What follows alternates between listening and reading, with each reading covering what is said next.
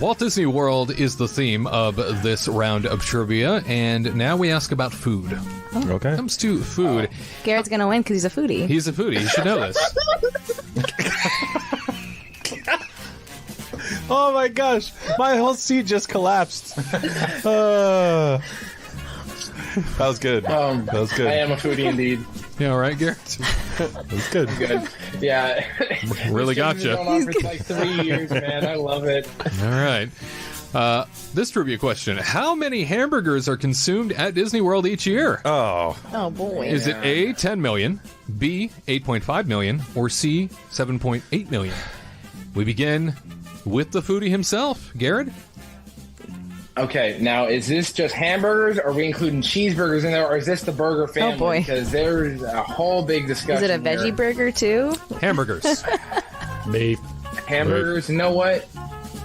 My old roommate, actually, my old roommate. Yeah. I don't remember if it was. Yeah. I can't remember Okay, dissertation. if they worked at Cosmic Rays or Okay. Pecos Bills. Right. but He worked at one of the there's a lot restaurants. hamburgers there. Yeah, he worked at one of the restaurants. Yeah, Josh and Jeremy. I don't know which one worked where, but they said they served a lot. And they never told me this number. So I'm going to go B, just right in the middle. Sounds good. Sounds Because I can't finish sentences. helpful. Okay. Katrina, how many hamburgers are consumed at Disney World each year? Is it A, 10 million, B, 8.5 million, or C, 7.8 million? It seems like you would want to go kind of in the middle, right? 8.5, sort of. But I feel like there are people who eat a lot of burgers. A lot of burgers out A there. lot of burgers. You know, I'm just going to go for 10. Whatever. All right. I'm already wrong anyway, so. Jeez, listen to you. Oh, my. Wow, way to be optimistic.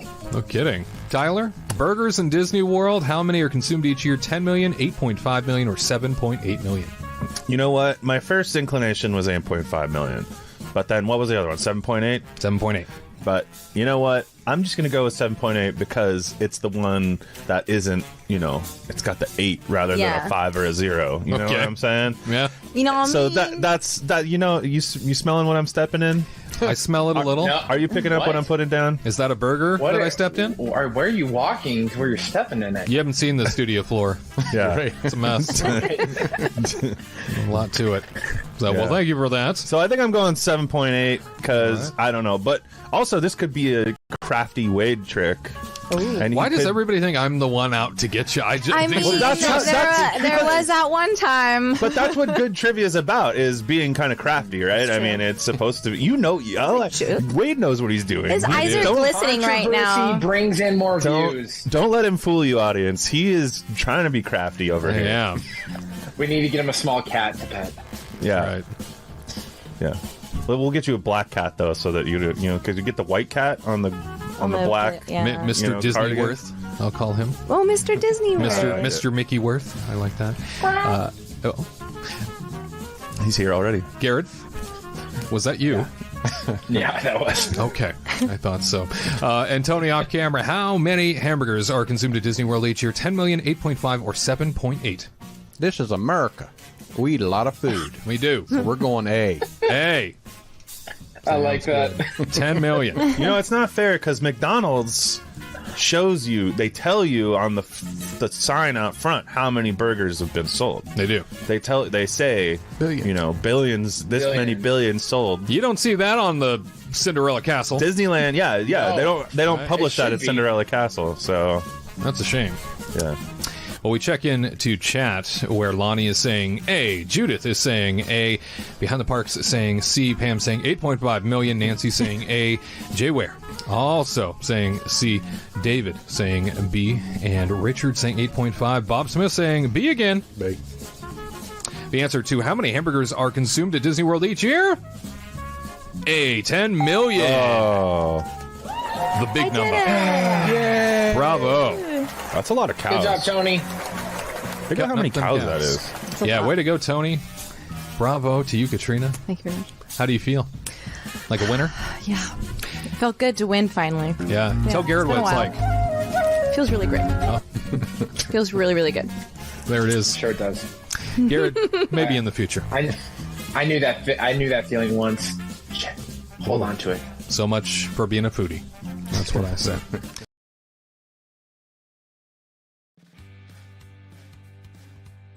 Oh, yes, another perfect day to talk Disney parks. Everybody, wait for the Kingdom Report. Hanging out with you once again here today.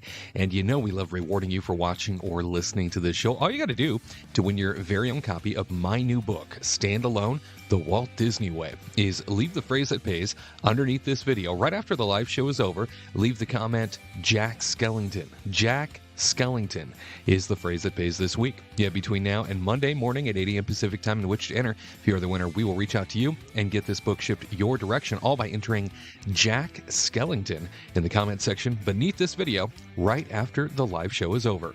And on today's broadcast, we're talking about how Disneyland has fixed maybe the biggest flaw in Disney World's version of Tiana's Bayou adventure as that attraction gets set to be underway for the masses. Walt Disney World's new bakery has cut prices after a huge backlash, something Disney almost never does. They rolled back prices. We will talk about it. Disney World ticket pricing in general, as well as annual pass pricing, has gone up. And Disney has tapped James Gorman as chairman, and the board is expecting to name a CEO replacement to Bob Iger in early 2026. On top of that, Disneyland has restarted Magic Key sales, and there are a couple of extra things that Disneyland has decided to throw into their holiday season. All that and so much more. I'm Wade Heath, joined by my very good friends, Tyler Crouch, Katrina Manzoni, Garrett Hassel. They are all here to Disney News Talk Live you into oblivion. Stick around. The show begins next.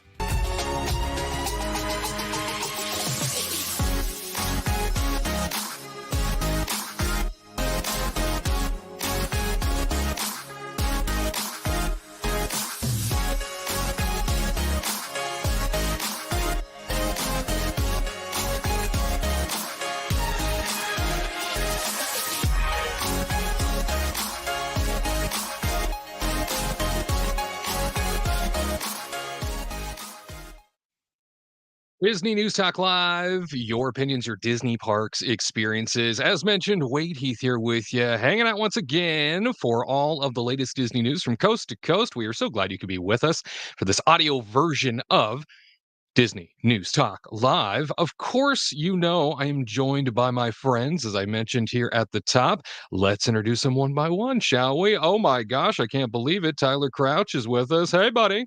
Oh, hello and welcome everybody. Nice to see you virtually.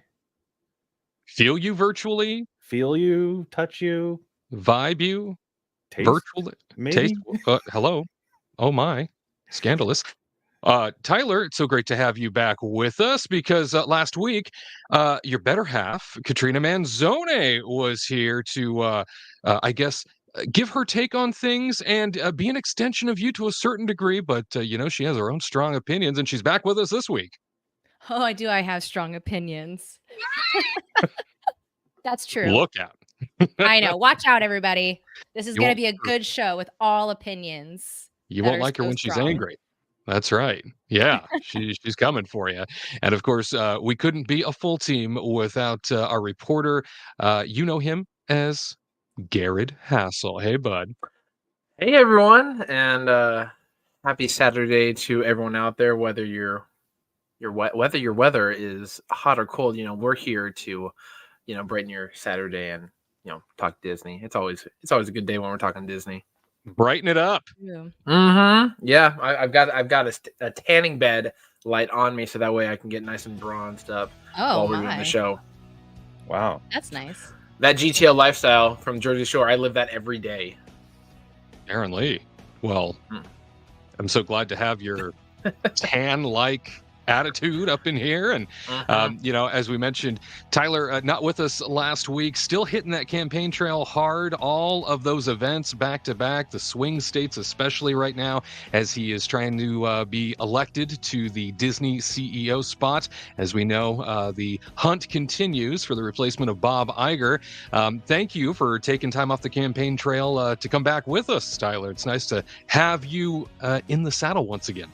Yeah, it's been a really busy time for me with the new CEO coming up and everything. But I just thought, be great to just check in with all the people out there, and see take a little temperature here of how we're feeling.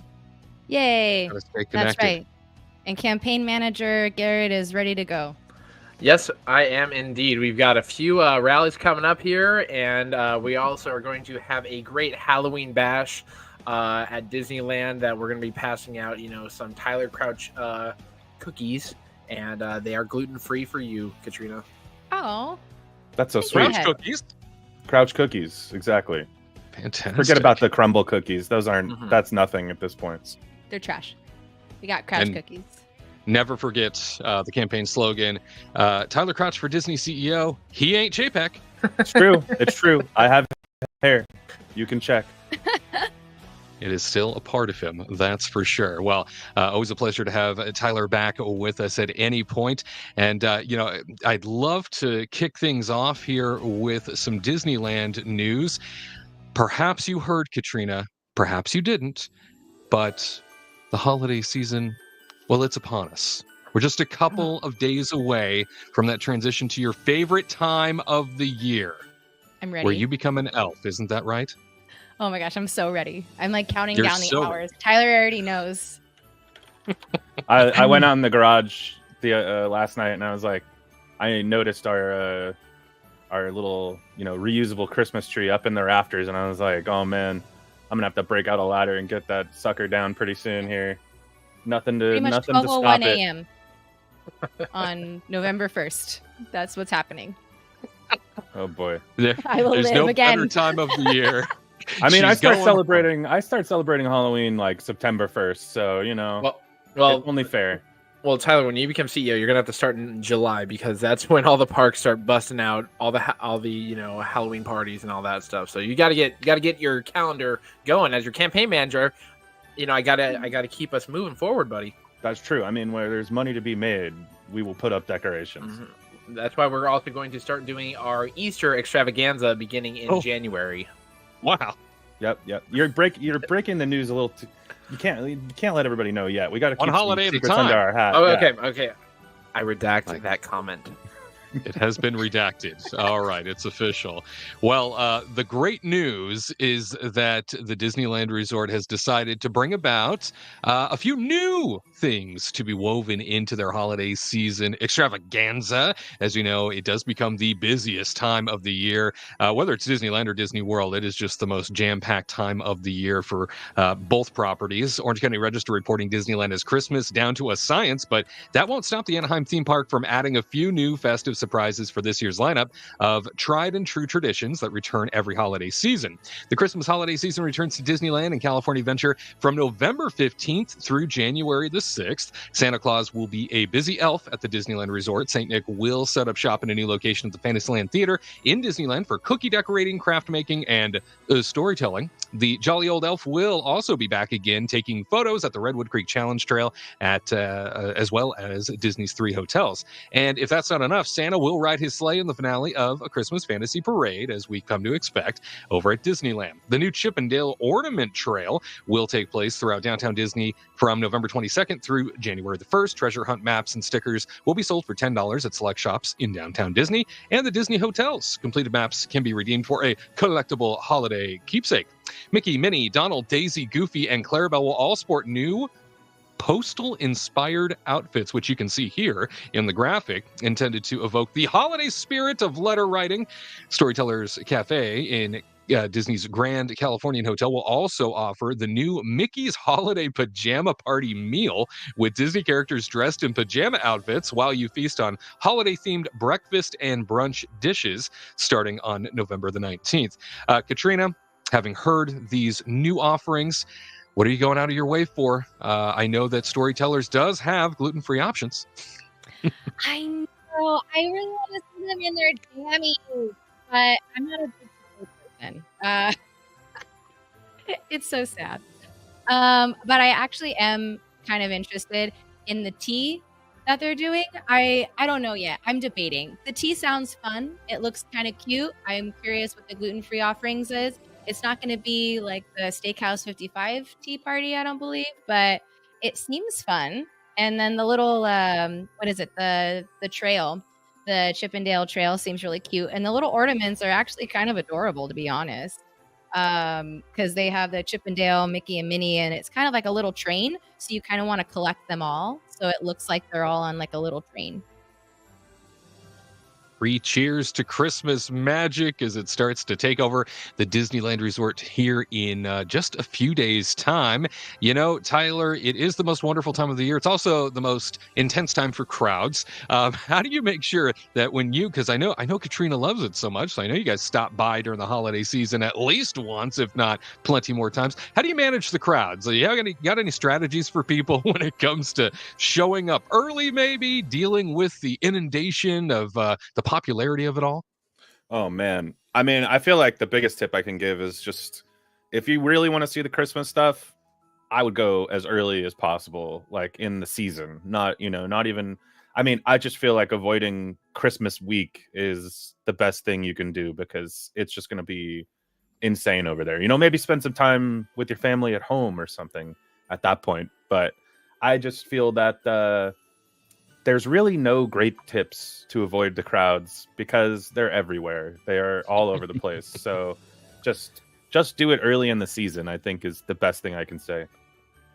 Impossible to avoid. I think you're absolutely right. Garrett, the holiday season, whether it be Disneyland or Walt Disney World, has become the most popular time of year to visit. As somebody who does visit Disneyland on occasion, and as somebody who spent many Christmases at Walt Disney World, whether it be for fun or for work, what can you share with us when it comes to the Christmas season? Like, do you have any traditions at the Disney parks? Anything people should go out of their way for that are tried and true and not necessarily some of the new offerings? You can't beat Epcot's cookie trail. I just think back to when I filmed that all those many moons ago. I personally love the holiday celebrations going on at Epcot just because it celebrates so many different cultures from around the world, and the cookie trail, you just can't beat that because who needs an excuse to eat that much sugar? I don't. So I love that. But on the Disney World side of things, going to the Grand Floridian and seeing the gingerbread house and buying a shingle, that's a classic. You have to do that. Or going to the various resorts and seeing their gingerbread house displays are always amazing. But on the West Coast side of things, I think probably the greatest thing is Haunted Mansion Holiday, just because I never get to experience that on the East Coast. They just don't bring it out here because they would have to shut down Haunted Mansion. So I love it how Jack and Sally take over, the mansion and make it their own. Every year, their gingerbread house on the inside is just so iconic. So that's like a classic thing that everyone does. But for me, Christmas time at Disneyland is just slightly more special just because, I spent a lot of time there as a kid. And so I remember it being this sense of, it's so grand and big. And the Main Street displays with all the lights are just slightly better because Main Street is longer at Disneyland. So whatever you're going to do out there, it's going to be a blast. But whether you're on the East Coast, West Coast, just soak up all the imagination, all the magic, all the holiday splendor, and just be a little bit patient. It's the time of giving, so give a little patience and truly enjoy it. And if you're going to Magic Kingdom, make sure you stay for the Christmas tree lighting happening at 3 p.m. every day because that is just iconic. There's nothing quite like lighting a tree and not seeing the lights. This is our one of our longest ongoing jokes, but oh, that video just like where the crowd is just like, yay. It's like they're being paid to cheer, but not very much. Yeah, throwing it back as we like to every time we reach this point in the year. Garrett's absolutely right. I will never forget the experience of standing in Town Square at Magic Kingdom, having a big countdown for the Christmas tree lighting, and then nobody being able to tell whether or not it was lit because it was just too light out. In fact, that video still exists. Stand by. 3. Everyone please say Happy Holidays. Ready? 1, 2, 3. Happy Holidays.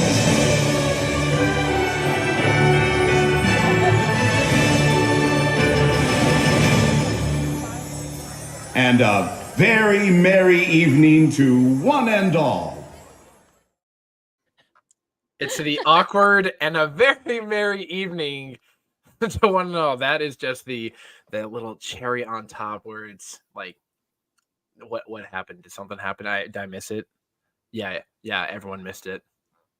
All the folks around me as we waited for that moment. I mean, the crowds that started to form, it wasn't, packed or anything, but I mean, the crowds that started to form about 15 minutes ahead of time because it's on your daily, event ledger that this is something you should do. And I thought, I don't remember the last time I caught the Magic Kingdom Christmas tree lighting up.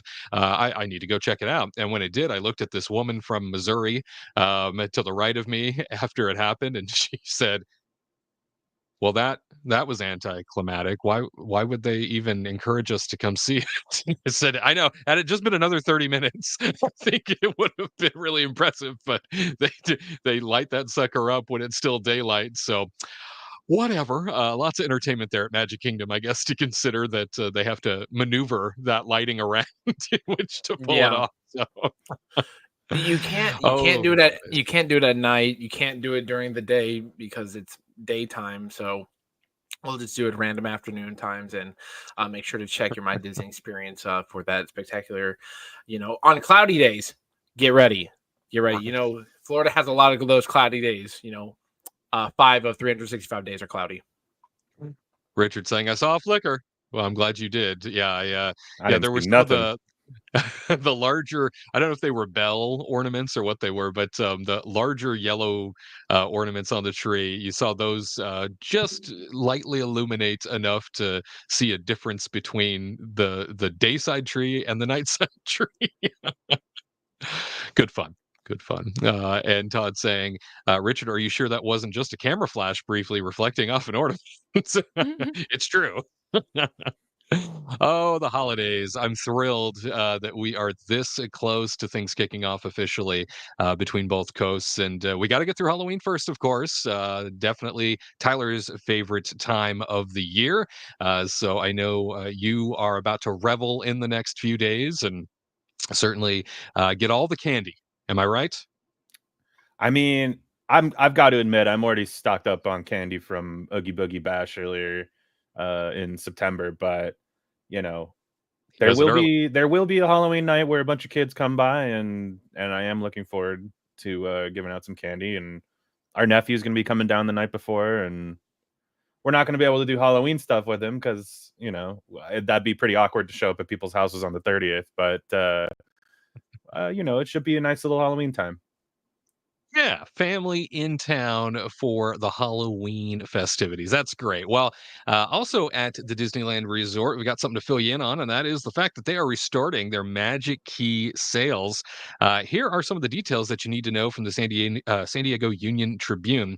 Sales of all 4 tiers of Magic Key annual passes will start on Wednesday, November 6th, no earlier than 9 a.m. Pacific time, according to official Disneyland social media accounts. You can enter the online waiting room starting at 8:45 a.m., where you will automatically be added to an online queue. Magic Key annual passes, last one on sale in March, with all sales paused in June.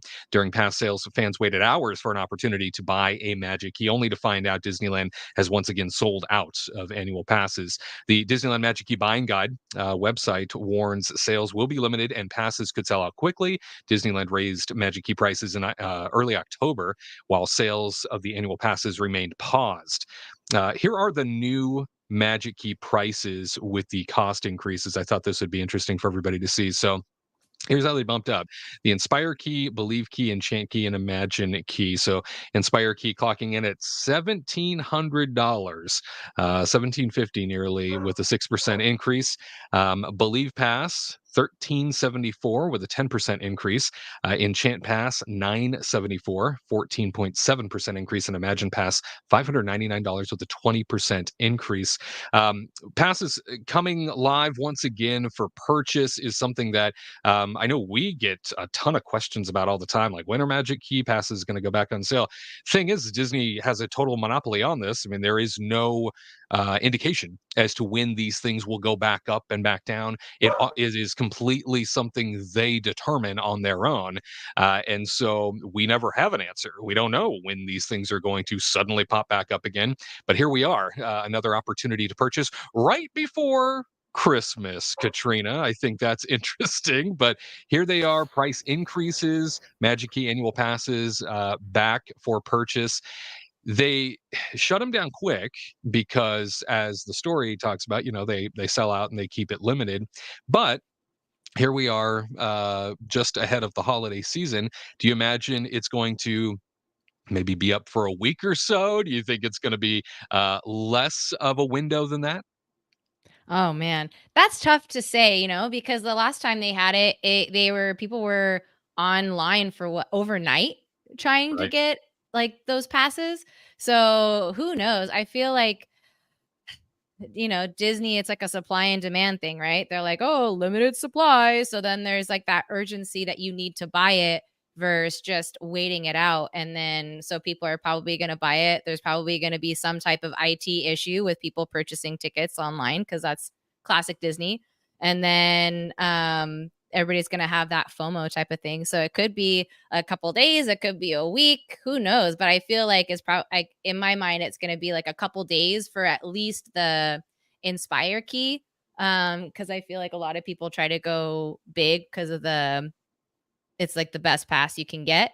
And then also probably the Imagine Pass because it's like the least expensive, but it went up so much compared to the last time. So that's wild. But I think those are probably like the two I believe would be the ones that go out faster. High costs of not just traditional ticket prices, as we covered last week, if you had joined us, but in addition to that, the new Lightning Lane Premium Pass that got introduced on top of ticket prices being raised at Disneyland, and now the Magic Key price comparison with the increases that also happened this month. So everything's going up, Tyler. I guess if there's one constant in the world, it's that Disney ticket prices go up.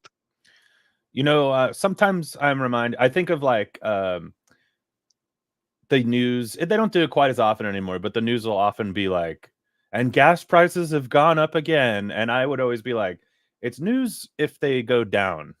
Right. I mean, I feel like Breaking. it's the same thing here where like we know every year it's going to go up. I mean, a 20% increase is pretty insane.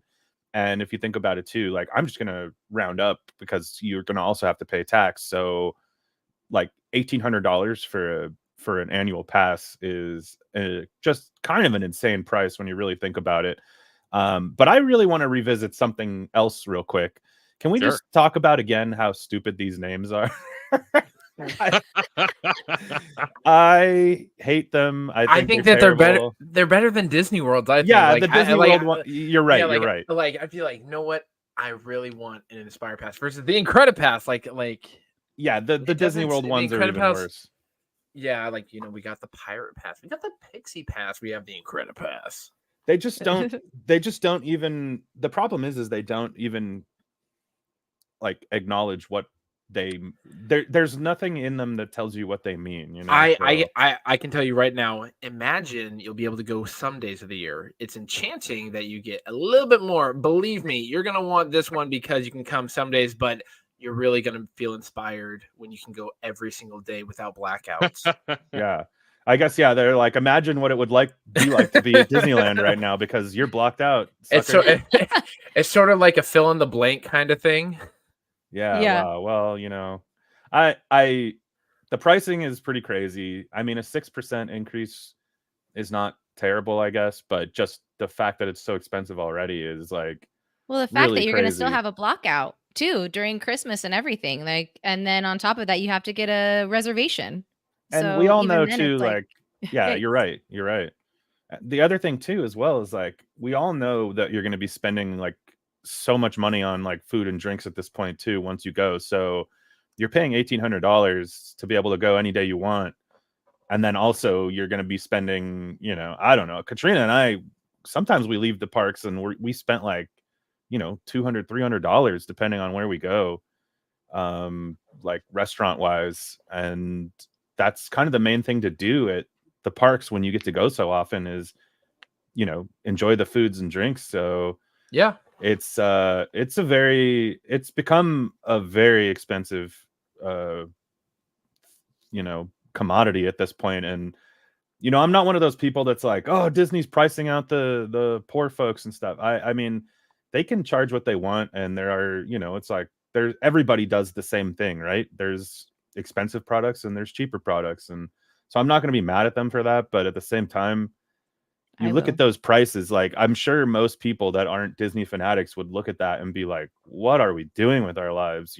So it is something to consider. These are hefty things, and you better love Disney to want to spend this much money. And this cost isn't even included in the Premier Pass, which is even more on top of everything else if you decide to go that route. Like I miss the good old days with $10 you get everything. You can go multiple fast passes at once, and they just gotta wait. Like they're just increasing prices across the board, and like you said, Wade, they have a monopoly. They can do whatever they want. They can put it on sale, they can take it away. They and say dance my puppets dance.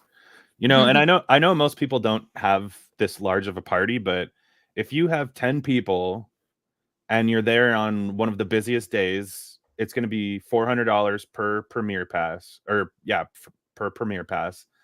And so that's like $4,000 right there just on the Premier Pass. So if you have 10 people, it's actually, you're going to spend, you're going to have to pay tip on top, but it would actually be worth it to do a VIP tour at that point, because they're around $5,000. And we were talking about that last week, how we all sort of expect, and I think Richard in chat had mentioned it himself, how close are we to there being a bump in the tour guide price, because they need to create even more distance between these two things, because it's looking even more valuable in this regard. Make no mistake, I don't think the VIP tours are worth $5,000 plus tip, like on a regular basis. But if you're going to bring 10 people and you all want to get in the front of the lines, seems like the way to do it. 10 people divided by 5,000. It's not that bad, I guess. It could be a lot worse, but what a way to spend and you get a day. access to shows too, so it's kind of like a bonus because you get like seats to the parade and the fireworks if you can. Yeah, and that transportation on top of it, right? Yeah, they would take you. I guess at Disneyland it doesn't really matter, but because the transportation doesn't really exist, you got to walk. But drive me across the Esplanade. I demand it. Bring out the golf carts. That'd be so great. I want to ride on one of the Paint the Night floats, please. On the monorail, you have an express button where when you press it, it allows the doors to open and you can jump, so you can get into your favorite attraction even faster. So if you want to take a quick dip and it's hot, hey, open that door right over Tomorrowland. You can hop right into Submarine Voyage. Or I am a VIP. Or if you're listen, I just got to get out of here. Right as it's going across, is it Catella or over that across the Esplanade? That's where you hop off right there and just make your way towards Toy Story parking. Oh man, there you go. That's what I love in a VIP day, parking at Toy Story.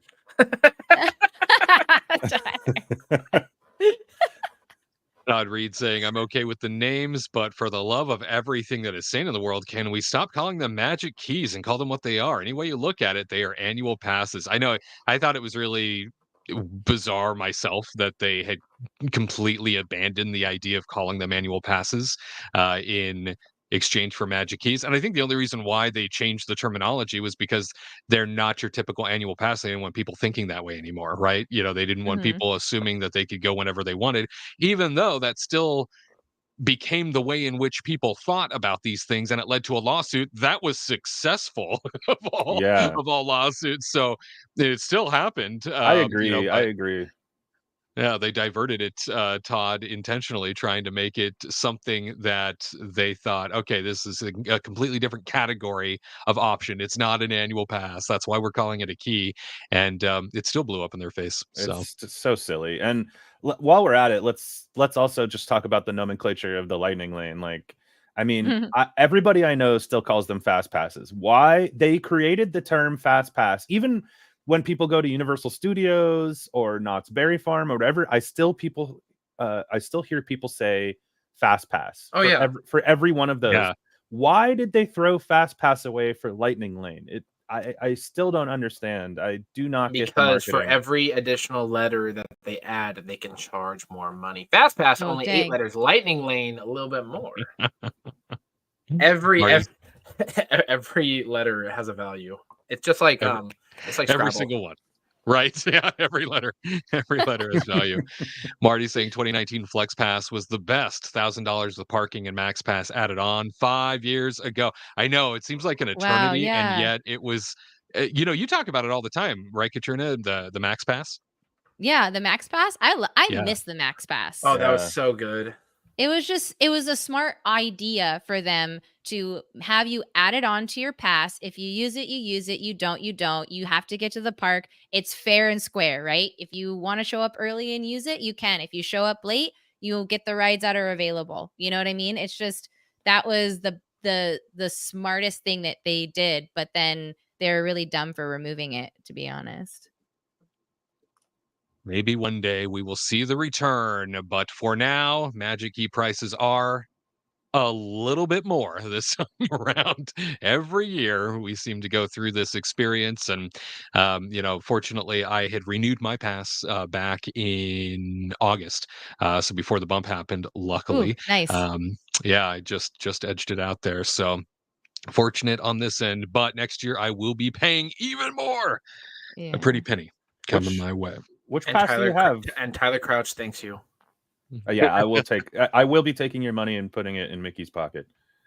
It's the truth. The Belief Pass is mine. So that essentially is one that only really, at least to start, only really had block out dates that I wouldn't ever go to a Disney park anyway during. Yeah. Sure. Yeah, I looked at it like 4th of July week and Christmas week and like these Yeah. Why would you these do that to times yourself? where these times where I would be miserable because I know what those crowds would be like, right? It wouldn't even be fun. And so when I saw the blockout calendar, I thought, oh, I don't need to be able to go all the time during those points in the year. I wouldn't go anyway. So the Belief Pass worked just fine for me. Yeah, I think that's That's a smart. wise choice. Thank you, sir. I do my best. Coming from the next CEO, that means a lot. It's also a wise choice because we get that 10% increase rather than the 6%. So don't go Inspire. We like the 10%. A vote for Tyler is a vote for sanity. That's true. what I like to say. Yes. Sponsored by Crouch Cookies. Crouch cookies. Everybody loves them. That's right. Don't ask what the flavor is. They're lemon. Chocolate chip. Just like your snow cones. So, yeah, lemon. It's lemon. Don't worry about it. It's lemon, right? Well, we move along here. It turns out Disneyland's version of Tiana's Bayou Adventure might be just a little bit better than the Magic Kingdom version. SF Gate writes, when Tiana's Bayou Adventure debuted in Disney World in June, one critique consistently dogged the attraction, and that there are too many moments of dead space between the ride's showy animatronic scenes. Disney is known for attractions that pack in unparalleled amounts of detail, encouraging guests to ride over and over, but the Disney World retheme of Splash Mountain felt oddly empty in places, especially during the indoor scenes. On Monday, Tiana's Bayou Adventure opened to annual pass holders in Disneyland, and the first videos emerging from the attraction show that problem has been addressed in the 4-month gap between the ride's opening. The pacing feels decidedly snappier in the Disneyland version, with flumes going faster through the indoor portions of the ride. As a result of the speed increase, the groundbreaking animatronics of characters like Tiana, Mama Odie, and Louis the Alligator appeared at more regular intervals. Some of the rooms also seem smaller, avoiding the empty, cavernous feeling that diminishes the mushroom scene in the Disney World version. Outside, the Disneyland version is filled with flowers, vegetation, and little garden touches. In parts of the Disney World ride, guests pass by barren red rocks that look more like Big Thunder Mountain Railroad than the Bayou. So it sounds like we got a little bit more attention to detail on ours. I was kind of hoping for that, given that we were opening later. I thought, ooh, that's good, because when they open something first somewhere else, that means they sort of figure out what's wrong right away, and they recognize that this is probably going to translate in some capacity. So they immediately go to work on the secondary version somewhere else. So I was really happy to hear that we were going to be out here on the West Coast, the version that opened later, because I thought, all right, they're probably going to do some touch-ups here and there. That'll be nice. And it sounds like that's exactly what we got. Is this something that you're looking forward to hopping on yourself, Tyler? I know that it being the Splash Mountain replacement, it holds a lot of sentimental value for people. But now that we've got, I guess, the mountain back open, at least on the annual pass holders side, as this comes around here in the next couple of weeks for the official opening, something you're going to seek out and do? Oh yeah, 100%. I'm definitely looking forward to going on this one.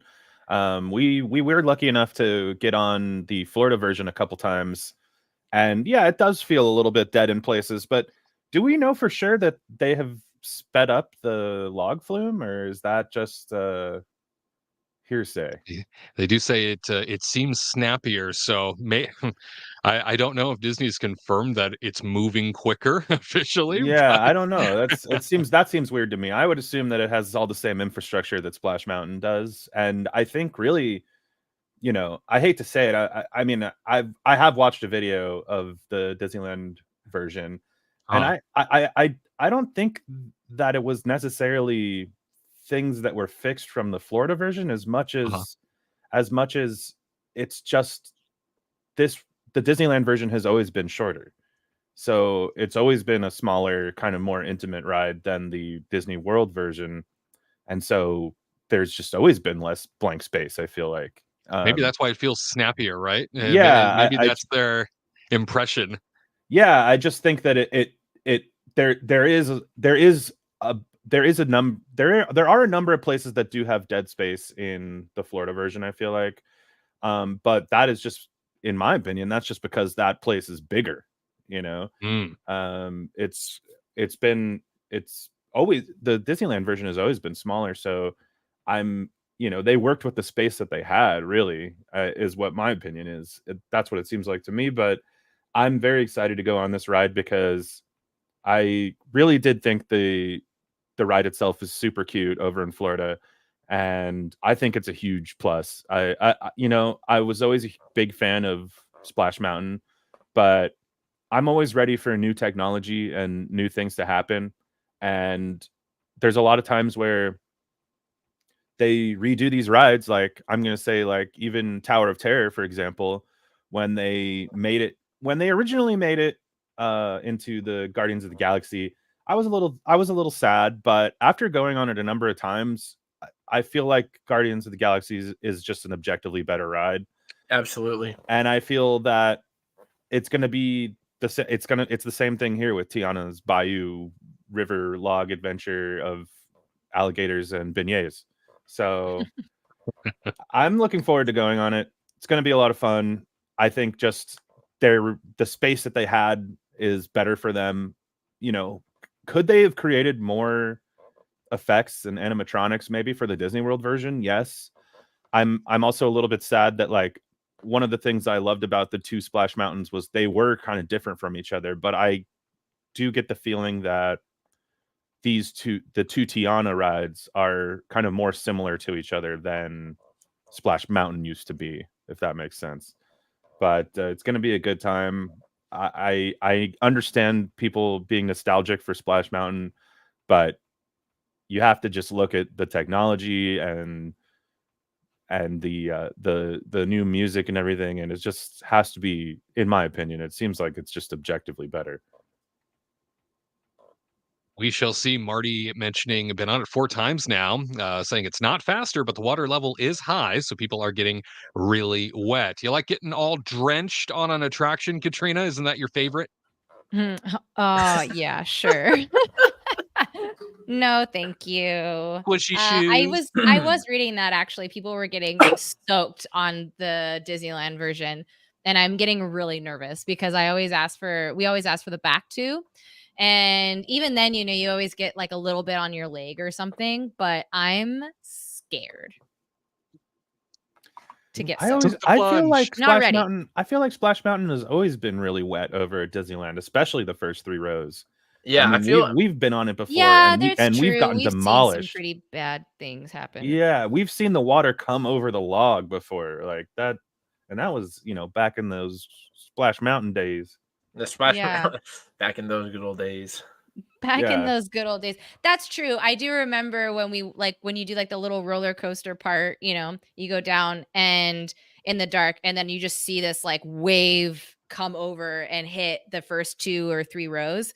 And you're like, "Oh boy." And then they're drenched. So it's a lot more water, but I do agree with Tyler though on this when the Disneyland ride, when people were saying like they filled it in more and it has more stuff. And in my mind, I was like, but isn't Disney World, their ride is bigger? So they have to maybe add more foliage or something else to make it look fuller because Disneyland's a smaller. So of course it's going to look like they fixed stuff, but they really didn't in like my thought process. But I really do hope at the Disneyland version, someone tell me if they have the magic band thing working, because honestly, I was really sad when we went on Tiana's Bayou Adventure and I didn't charge my magic band.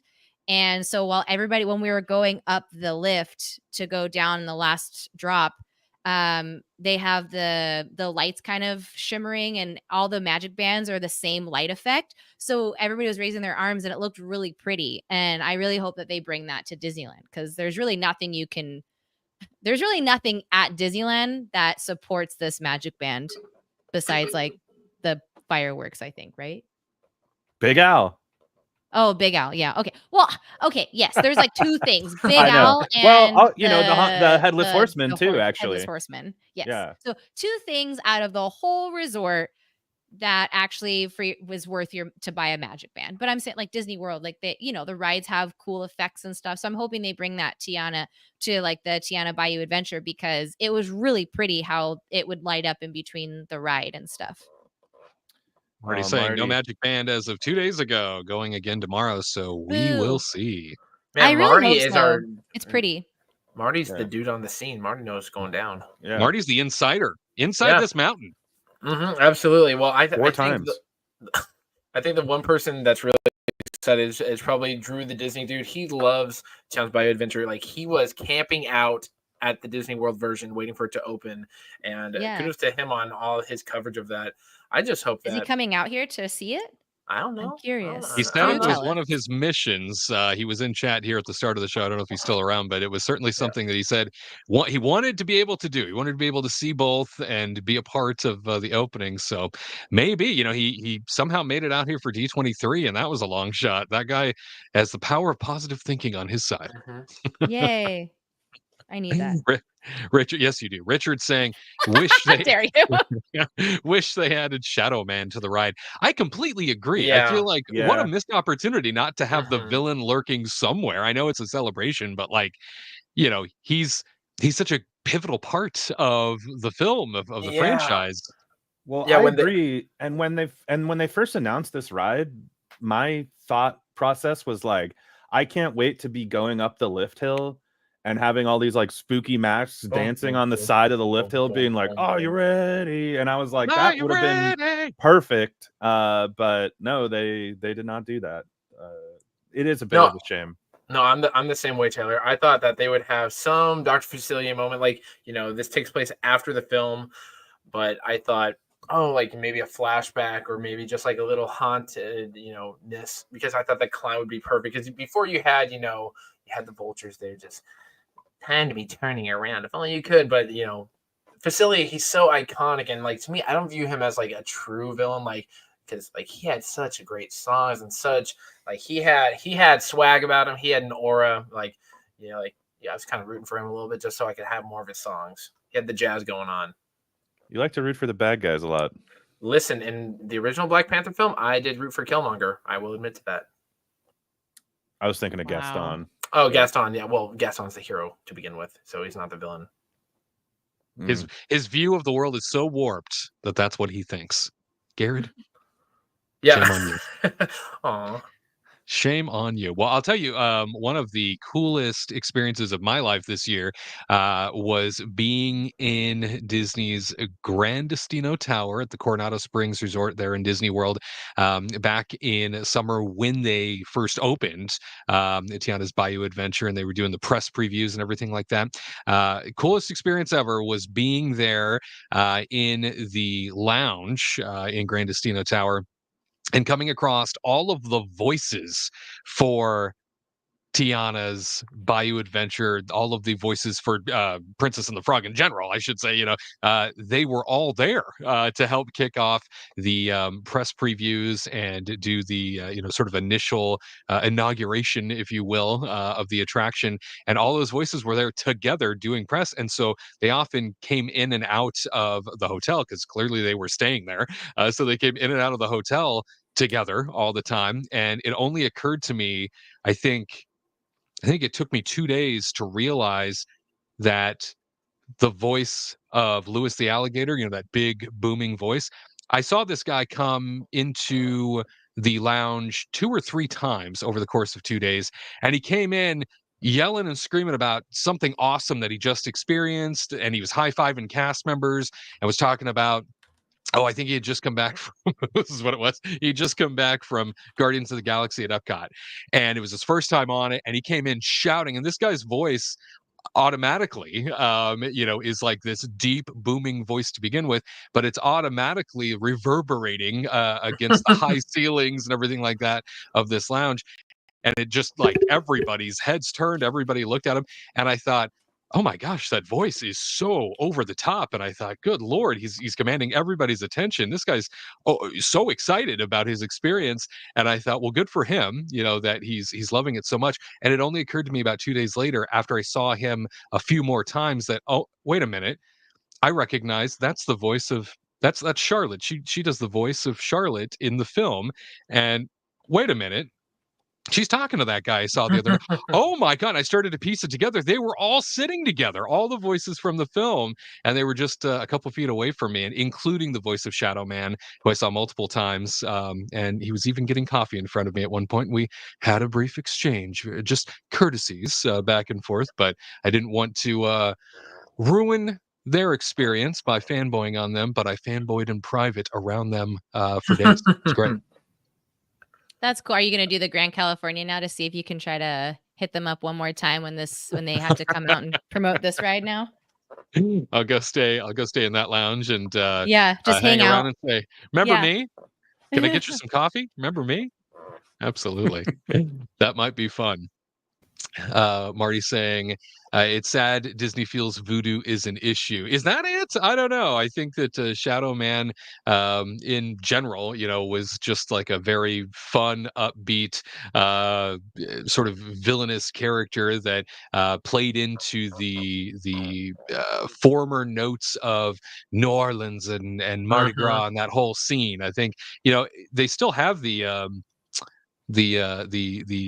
seance. I'm trying to remember exactly what they called it, but basically on the backside of where you can pick up beignets in New Orleans Square, if you look upstairs and listen, you can hear in one of the balconies they've got a little seance going on. Oh, really? I didn't know that. Oh, yeah. New Orleans Square. It's got some hidden mysteries. I will say too, isn't Mama Odie a voodoo priestess or something? Voodoo Mama Juju. Voodoo. That's right. From The Office. Voodoo Mama Juju. Voodoo Mama Juju. I don't do that. I got this. Listen to Harry Potter. And oddly enough, thank you for catching the reference, Garrett. But oddly enough, her snake, right, is called Juju. That's true. That's true. And she's blind and over 100 years old. Found a connection here. I think that's what. Anyway, Craig and Lisa saying Gaston is not a villain. Totally agree with Garrett. Well, that remains to be seen. That's ridiculous. Unbelievable. Blessings. My God, blessings. That is unbelievable. Tiana's Bayou Adventure opening very soon at the Disneyland Resort. We jump now out to the East Coast where, believe it or not, prices have rolled back, even if only by a cent, at the new cake bake shop at Disney's Boardwalk. This is, of course, out the backside of Epcot and as part of Disney's Boardwalk Resort. People magazine writing, the prices at a new bakery opening at Disney's Boardwalk in Orlando have fluctuated following a backlash. The Cake Bake Shop Bakery and Cake Bake Shop Restaurant are getting ready to open side by side after being under construction since December 2022. The spot first posted its menu on the new location's windows in early October. Cake slices were originally listed for as much as $26 a piece. A slice of pie was $21, and a specialty cappuccino would cost you $10. Disney fans quickly criticized the prices in online reviews, saying, quote, "As good as the food may look, these prices are really ridiculous. I get inflation. I get it's Disney. I don't get the cost of an egg sandwich is $23. One person wrote in a Google review in advance of the opening. The Cake Bake Shop has since updated the menu listings. The mixed berry cheesecake has one of the most drastic price changes, dropping from $26 to $18.99. The all butter croissant also has a significant cost change from the original $12 to $5.99. Thank God, that's ridiculous. Some items were cut by just 1 cent. The blackberry avocado salad went from $26 to $25.99. That ought to do it. Wow. Other treats went up in price, like the all butter pound cake and blueberry crumb cake that bumped up to $8.99 from the original $8. Cost adjustments made all but one of the cake slices $22.99. The restaurant is renting the space on the boardwalk, and it's not owned by Disney. I think that's worth pointing out. And at the top of the program, I had outlined that Disney lowered the prices. What I meant to say was a place at Disney lowered their prices. That's very unusual ever. So this will be the third Cake Bake Shop location. There are 2 others, one in Indianapolis and another in Carmel, Indiana. The Indiana locations charge $16 for the same cake slices that will be sold at the Disney location. Katrina, it looks beautiful inside. We take a look at the photos here. Looks very regal. It looks like something at the Grand Floridian, really. If I was looking at this photo, I would think that's where this was. It's funny because I don't like the look of it. I don't know. Oh, you don't like the elegance of it all, Ty? He doesn't like the No. elegance. He's I like, don't ew, like how- chandeliers. It looks like a dang carousel in the middle. I don't know. You got That's something the against point. carousels? I got something against carousels that charge $24 for an egg sandwich. Hey, $23.99. I think it's really, okay, it's pretty. Like, I think it's really beautiful. Like, it's very, like, the white, it's clean, the cream colors, the gold. They had like a private dining room, it looks really pretty. They have kind of like crystal, crystal, I don't know what to call them, like accents like hanging from the ceiling along with the chandeliers. And it's just very pretty, very whimsical and stuff. Is this something that people want to go to for dinner all the time? Like, for me and like girlfriends and stuff, this seems like a place to go, right? Me dragging Tyler, I don't think Tyler would be very intrigued to be like, oh my God, chandeliers. Oh my gosh, it's so pretty. It's like, look at the molding up on top. It's probably not something for him. But just the prices alone, like when they came out with these things, and I'm thinking of a $26 slice of cake and its majority of buttercream frosting is just outrageous. Like the salads was really expensive. The sandwiches were crazy.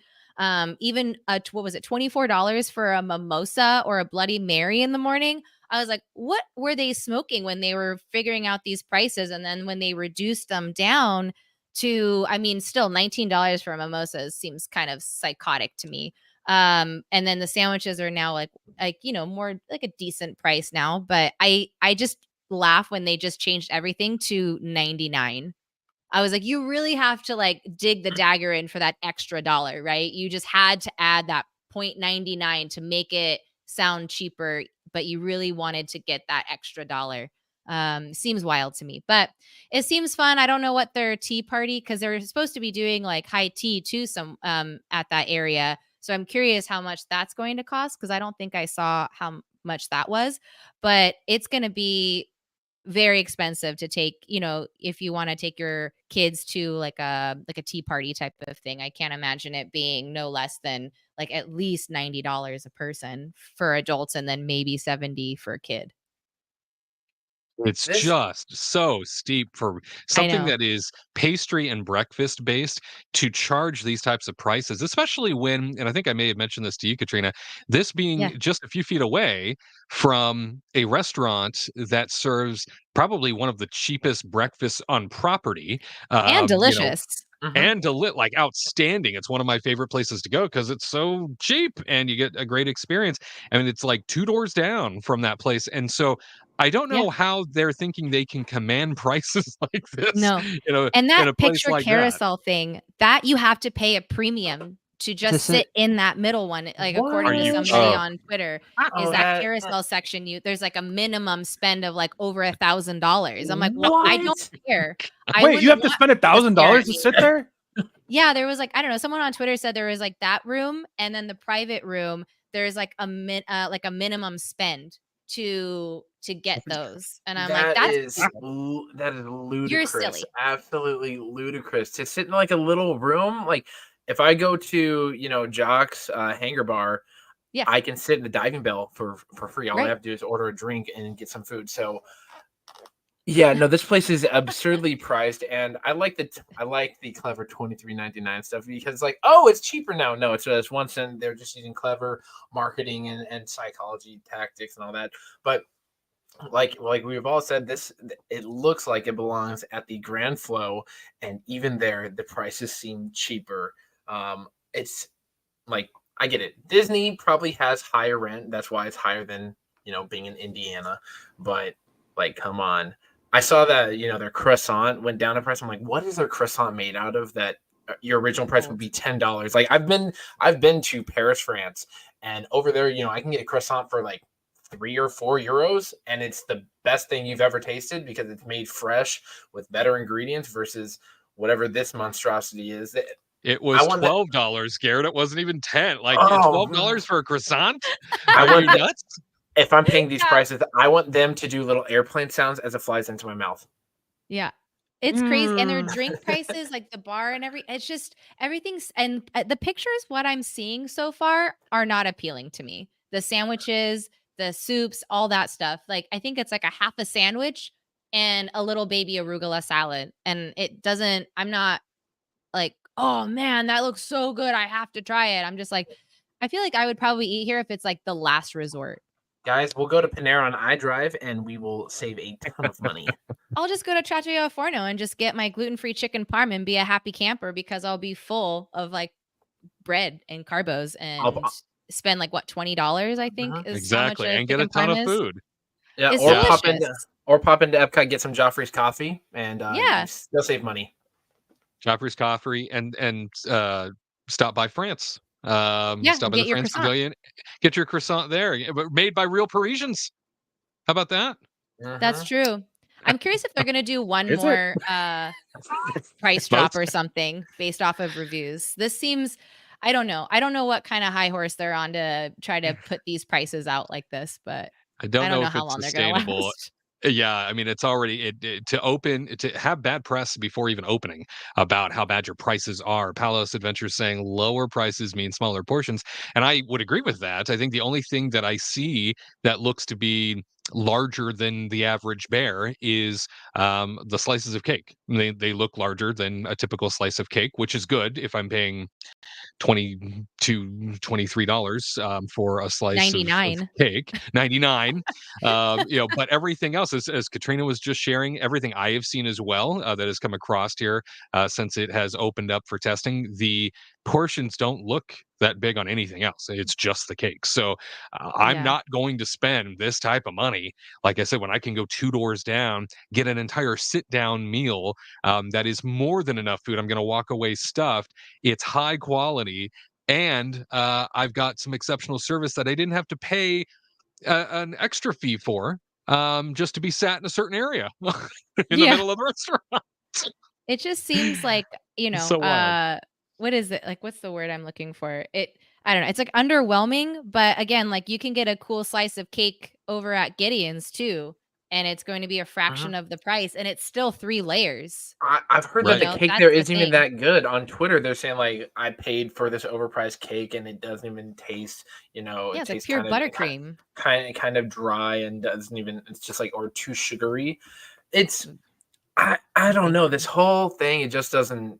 I'm not a fan of this place. I love the ESPN Club or ESPN Zone. Like it was so cool because when I would go there around the holidays, they'd have all the games on the TV. It felt authentic, a place to get a beer and all that, or get a drink, or just sit down and get some food. It was a cool place to be. And this one is devoid of any it's got gold aesthetic, but it doesn't match the look of Boardwalk at all. It's No, grand. you're right. It's a transplanted Grand Flow that doesn't even have character dining. Yeah, I bet if it opened at Grand Floridian without even trying to do Boardwalk and they did these prices, I feel like people would maybe think differently and they'd be like, yeah, okay, that makes sense, But this is it doesn't fit. I mean, I feel like they were building this place for like 3 or 4 years, right? It took forever. Yeah. And so now they're just trying to recoup their. I mean, they must have been spending money on rent that entire time, right? Oh, I bet. So now they're just like, oh, we got to make that money back somehow. But That I 99 really cents. I really do feel like this place is going to flop. I wouldn't be surprised, mark this time code down, because like 5 years from now when we're still doing this show, I do not know if this restaurant will exist anymore. Oh, you're giving it 5 years? That's very nice of you. Well, I mean, I'm trying to If hedge he my doesn't bet a become little bit. CEO. Listen, when he becomes CEO, we will be the official show of the Disney Parks. Disney Parks blog, Disney Mom's blog. No, it's Kingdom Report Live. It's true, and at that point, I'll have nothing critical to say. Right. Yeah, everything will be great, no matter what happens. That's exactly. right. Once they start paying me, everything is great.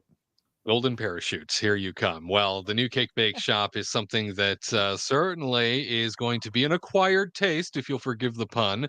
Yeah, it really is. It's off the beaten path. I think more than anything, you're right, Tyler. It's one of those situations where you're not even in a busy thoroughfare, really. I mean, you're off the beaten path. You're on the backside of Epcot. People have to, unless they're staying at that property, right? Unless they're staying at the Boardwalk Resort or walk around from one of the other resorts on the opposite side of Crescent Lake, that is not something that is in a high traffic area in any regard. So what are they doing to lure people in? These high prices are a turnoff. So I don't know what the incentive is for me to go over there when I can buy something far cheaper, even in the park, which is wild, to be able to say. Even in the park, I can buy a dessert far cheaper, a mile high slice of cake somewhere else far cheaper. I just don't know what the hook sell point is for me to go over there.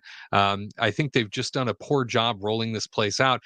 For a location they were building, you're right, for so many years, it's very unfortunate that this is how they launched it. It doesn't feel like it launched very well, and there's going to be a lot of necessary PR, I think, in the future they're going to have to do. Yeah, and speaking to what you said about it not being like a main thoroughfare, like the way they would have gotten people in there is by impressing all the regulars. And all of the regulars now are just like, why would I ever go to this place? And so it has no hope of ever getting people in there that aren't staying at Boardwalk. I mean, even somebody who's staying at Yacht or Beach Club, I feel like would be like, I don't need to walk all the way over there, for those prices. I mean, this would even do better down at Disney Springs somewhere over there. Like, I know there's a lot of pastry and dessert place over there, but this would, I think, do better down there because you're going to get people that are visiting from Universal or just coming in for a date night versus trying to get into Boardwalk. The parking is a nightmare over there, and if you don't like, they're like turn around. Security is hard locked over there.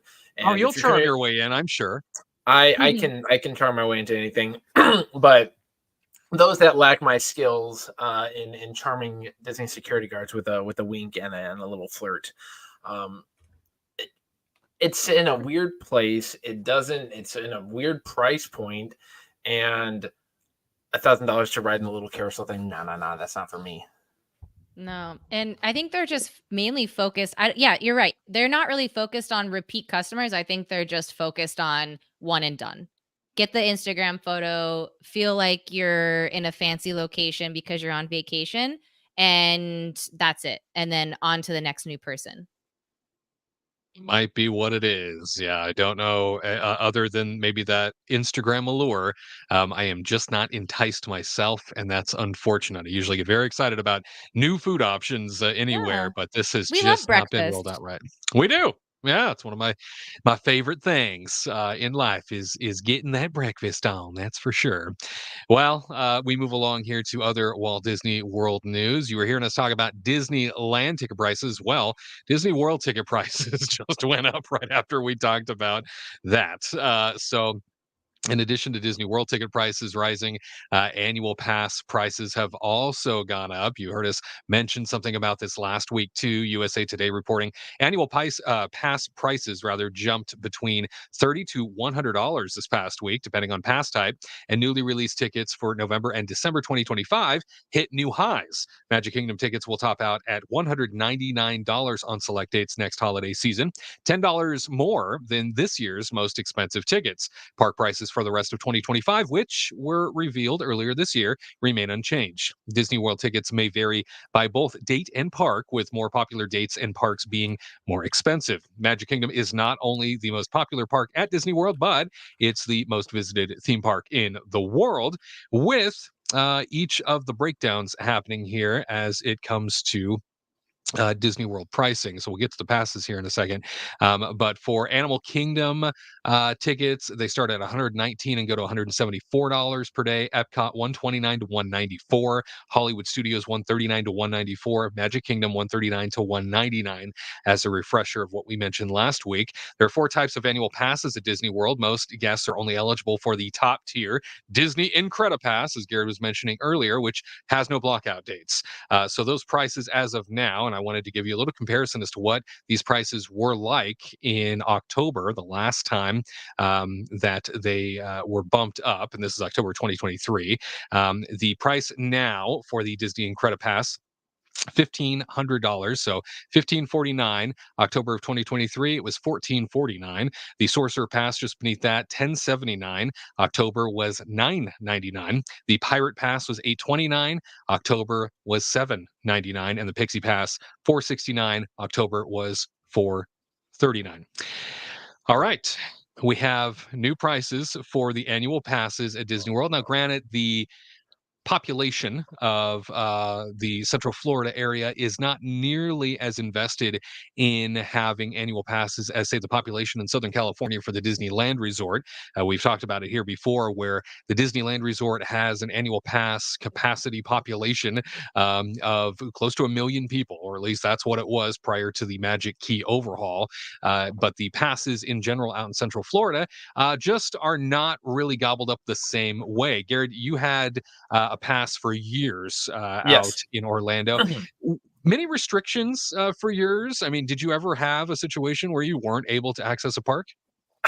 Not really. Like, I always had the top tier pass, so I never had any blackout dates. Especially when I would be doing the show on a Saturday and it'd be like, hey, it's blocked out to everyone except for the Incredipass. So I always took advantage of that.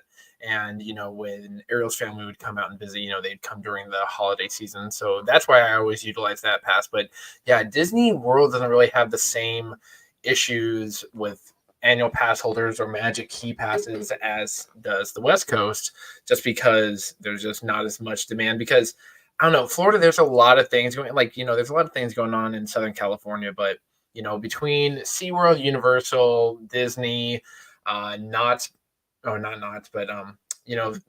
over out in Tampa, there's so much going on in Central Florida. Busch Gardens. Busch Gardens, that's it. Yeah, Busch Gardens. But yeah, there's something going on out there. And, Disney has 4 parks compared to Disneyland's 2, and they just have so much more room for capacity. I never really ran into any issues. Even when I, had a lower tier pass, I was like, oh, cool. I can just not go on a Saturday, but I go on a Wednesday when it's less busy. That works for me. So, yeah.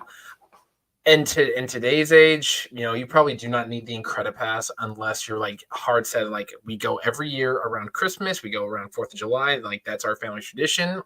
Then get the Incredipass for that. Other than that, you can get away with the Sorcerer Pass, which I think sounds a lot cooler than Incredipass personally. But I digress.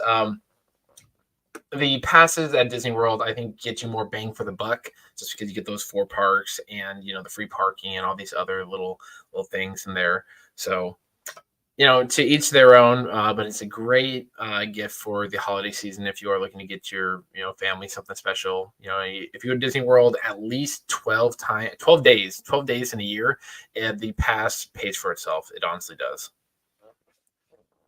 And Tyler, with these bumping up of ticket prices on top of the Premier Pass Lightning Lane option that has also increased in terms of add-ons for an experience at Walt Disney World, how would you base this? When we think about, because we just went long on Disneyland's ticket prices and Disneyland's annual pass prices for the Magic Key.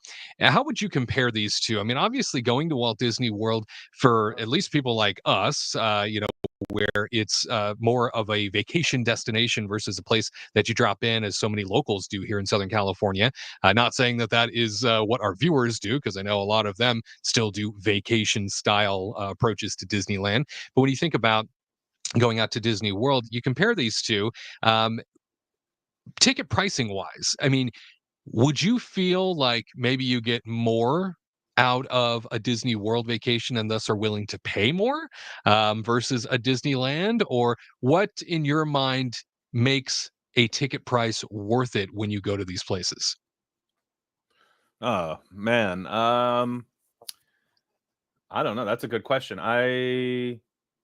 I think it just depends on how much you enjoy it, really. If you enjoy it, then the pricing is worth it. It's a very subjective thing.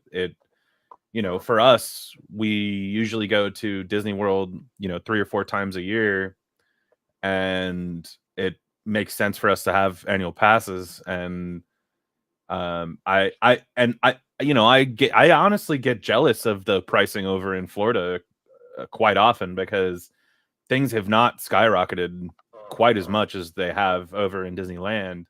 I think that it's just a very subjective thing. Like, do you get enjoyment out of this? Do you and your family like to come on a regular basis? Then, these things make sense. I mean, I think I mean, especially for like a Sorcerer Pass, the $1,000 is not that bad, I feel, for a year of getting into Disney World, especially like we said, since they have 4 parks and everything. I think you can also get into the water park. I think you can, right? Yeah, I haven't even been to the water parks in a long time, but it to me makes much more sense monetarily in World than it does in Land. I think Land is also just feels much more busy on a regular basis. So that's something to consider. I just feel again, going back to like my gas prices analogy, like when the pricing goes down, I'll be like, that's some good news. That's some news right there, but Disney is on this track right now of just making everything incredibly expensive. It's not just the ticket prices. Now all of the bars that they have are becoming, $20 drinks, $25 drinks. Like, it's getting pretty crazy. The food is just becoming so expensive as well. $23 for an egg salad sandwich. Well, I mean, that's not Disney's fault. No, but you're right. I will say what Disney's fault is, though. Like a $30 salad at Trader Sam's, which is a quick service. Exactly. That's what's nuts. They're honestly, okay, I wasn't going to talk about this, but they're starting to price us out where we're just like, where we don't go nearly as often anymore, because we see the pricing, and things that used to be $16, $17 are now $20, $21. And it's getting to the point where we can go other places and have the same experience for cheaper. Like we can go to like a deluxe steakhouse, and get a better price than you can get at Le Cellier. at the Palm Breeze bar. I mean, the Palm Breeze bar is like a joke. Yeah. Like, I mean, the new lounge that they just, well, it's not even just a new lounge. They just changed the name. I don't even remember what they changed it to, but the old Steakhouse 55 bar. It's what is it? What are they calling it now? The For Looking I don't know. Glass? No. Forbidden Forest or Sleeping something. I don't know. I can't even remember what they're calling it. But I'm just looking at the pricing for Reimagined. that too. Yeah. It's just like, it's so crazy what they're trying to get past everybody now. And I think they're just hoping, it's like an airport, right? They're just hoping like you're going to pay higher prices because you don't got no more choices. Captive audience. Yeah, captive Yeah. audience. We have you here, so you'll pay these prices and you're going to like it. And it's becoming very scary because if this is the pricing now, I can't imagine what it's going to be like in 5 years from now. That's my main concern with all of this is this, and as I said earlier, I'm not going to be mad. I'm not going to be one of those people that's like, oh, I don't have a large income. I can't make it. And listen, I sympathize with you. I really do. But at the same time, every company does this. There are deluxe products and there are not so deluxe products. And this is a deluxe product. So I'm not going to be like mad at them for having certain prices. But at the end of the day, it is getting a little bit scary. And I'm just more upset that I just feel it's just not worth it. They need to, if they're going to have these deluxe prices, they need to up their game. Because as we've also talked about in past episodes in the past couple months, we all feel that the guest service has gone down. So I think if they really want to keep on raising these prices like this, they need to focus also on what their guest experience is going to be like, because that's one of the things that we feel has been left out a little bit as well. So it's just something that I'm really hoping in the next few years the rubber meets the road and they're going to finally realize like, okay, we need to take a step back here because they've been paring down portions and charging more, and they've been just making, like Oga's Cantina, for example, has just pre-mixed drinks that they get out of a faucet, and they're charging like an arm and a leg for those.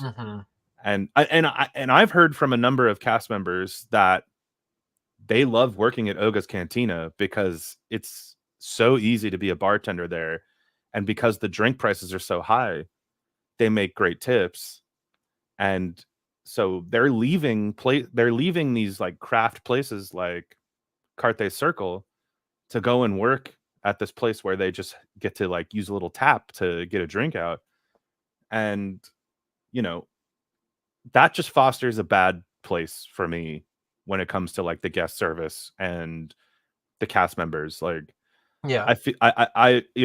I work in food service, and like for me, I take pride in being the best that I can, giving good service, doing everything I need to do to make sure that everything is properly done. And I think that should be the culture that's fostered at Disney as well. And I think that in a certain light, they're losing track of that by just raising these prices and making things simpler. I mean, even when I went on the Wish, when I went on the Disney Wish, I tried a number of bars there, and they were all like, I bought like a $21 old fashioned, and then I saw the guy like pouring it out of a jug, like, and I'm like, and the Star Wars bar, the hyperspace bar there, I know there's been a lot of bad reviews about. I know, and I keep talking about bars. I understand that. Not everybody drinks and stuff, but it also boils down to the food and the different products that they sell as well.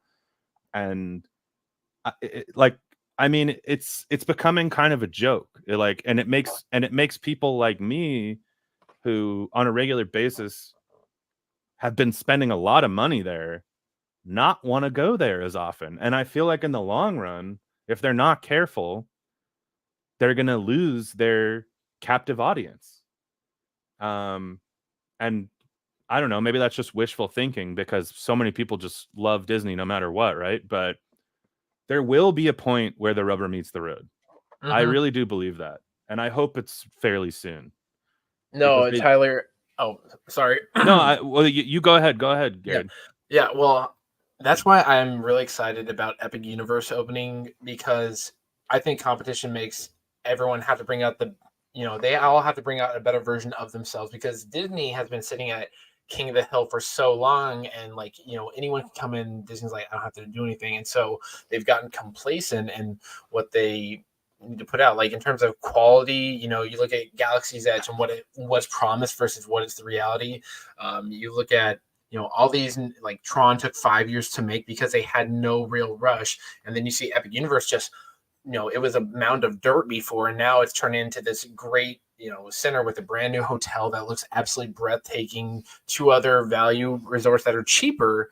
Actually, no, it's the Helios. Their major hotel is cheaper than I think Art of Animation, which is startling. And you've got Dark Universe and all these other lands. And so I'm like, I want Disney to win because I love Disney, but I want Disney to have a little bit of fear on them to be like, oh, we have really dropped the ball. We need to up our game.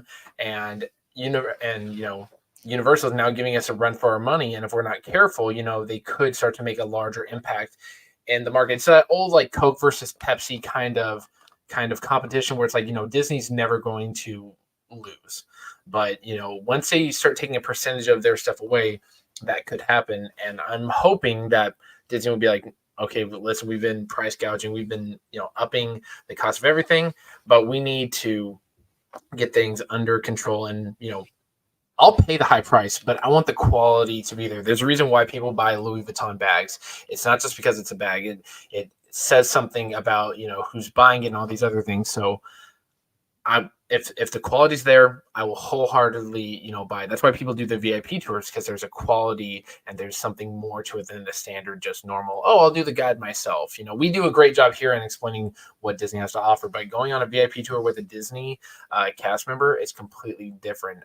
And that's why, like, with the way these tickets are going, it is becoming more affordable to just go on a Disney cruise for 3 or 4 days than it would be to go to the parks for 3 or 4 days. Because on the Disney cruise, less people, sure, you may not have the attraction, but you have that unique experience, and the crew members are far superior to the cast members. And I will die on that hill, because that is the honest truth after experiencing that several times. And even on like my wedding cruise and all that, and even my honeymoon, Disney crew know what they're doing on those ships, and they treat the brand so much more like highly than those in the parks. The people in the parks, they take their job for granted. The people on the ship, they work their butts off, and they work a lot longer hours, and they don't get to see home unless every few months. So yeah, Disney's pricing, it is what it is. We can't control it until Tyler takes over, but I'm just hoping that I'm hoping that the quality returns, because when the quality returns, then you'll see it being worthwhile. So they better knock it out of the park with, the new Villains Land and all that other stuff. Because right now it's just sort of like they've got people trapped and people have no escape. But Epic Universe is right around the corner, and Disney needs to be careful. I totally agree. The comparison that I always like to use is like, does anybody remember when Quiznos was coming up back in the days of the sandwich wars? And sure do. What happened when Quiznos was starting to take over America, right? Mm-hmm. Subway did $5 footlongs, right? And now there is no really huge battle anymore. There is no. Subway's got the market. Where's Quiznos anymore? Well, I know. Actually, they're popping up in the Midwest. They are. That is crazy. I miss Quiznos. I always thought Quiznos was superior to Subway, just as a side. But anyway, I'm just saying, competition is very important. And I think before COVID, we were all saying this is the best time to be a theme park enthusiast because Yeah. there's so many great things happening right now. And now after COVID, we're seeing just more and more price gouging and less attention to detail. And that's what's really a huge bummer right now is I feel that Disney especially is just kind of just trying to be like, well, how are we going to make more money? Let's not make the product better. Let's just raise prices on everything constantly. And it's becoming a problem where, like I said earlier, we just don't want to go as often. And that really bums me out, but it's the truth. And it's the reality.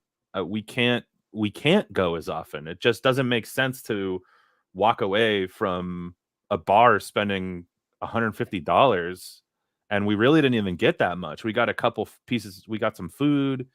We got like maybe 4 drinks between the two of us, and it's going to cost us like close to $150 with tax and tip. I mean, it's just getting ridiculous. And by the way, yes, Palos Adventure, he totally agree with Tyler, but I don't see Disney lowering prices. I don't see them lowering prices either, to be honest, but I do think the increases will stop eventually, at least for a while. Now, will they always raise ticket prices? Yes, I think every year they're going to raise ticket prices. Every year they're going to raise the pass prices. But I think with the food and the drinks and the merchandise, that will eventually hit a ceiling, and they won't be able to charge, so much money. I mean, again, there's this new lounge that's in the Disneyland Hotel is charging $25 for one drink, and there's just no way in heckfire that even makes any sense. No. I know they have the Enchanted Rose over in Grand Floridian, but if you look at Grand Floridian's like their patronage, that's a bunch of rich people. I mean, and so I understand why they're trying it there, but it seems crazy to me to be doing it in the middle of their theme parks and at the Disneyland Hotel. I mean, the Disneyland Hotel ain't even that fancy, you guys. Like, let's be real. And so it's putting a sour taste in my mouth. Yeah, I agree. As you mentioned earlier, Tyler, it's one of those things where they're starting to price even the most dedicated people out. Like you and Katrina, it sounds like, it's finally starting to set in. Like I'm willing to pay for a premium product. I'm willing to pay the premium prices, but at some point you've got to pull back. At some point, it's not worth it. And I think we are finally reaching that point. And I've wondered about this for years as a Disney fan. Like, will it ever get to that point? And I've just even done sort of an assessment myself. As you were talking, I was thinking, you know what?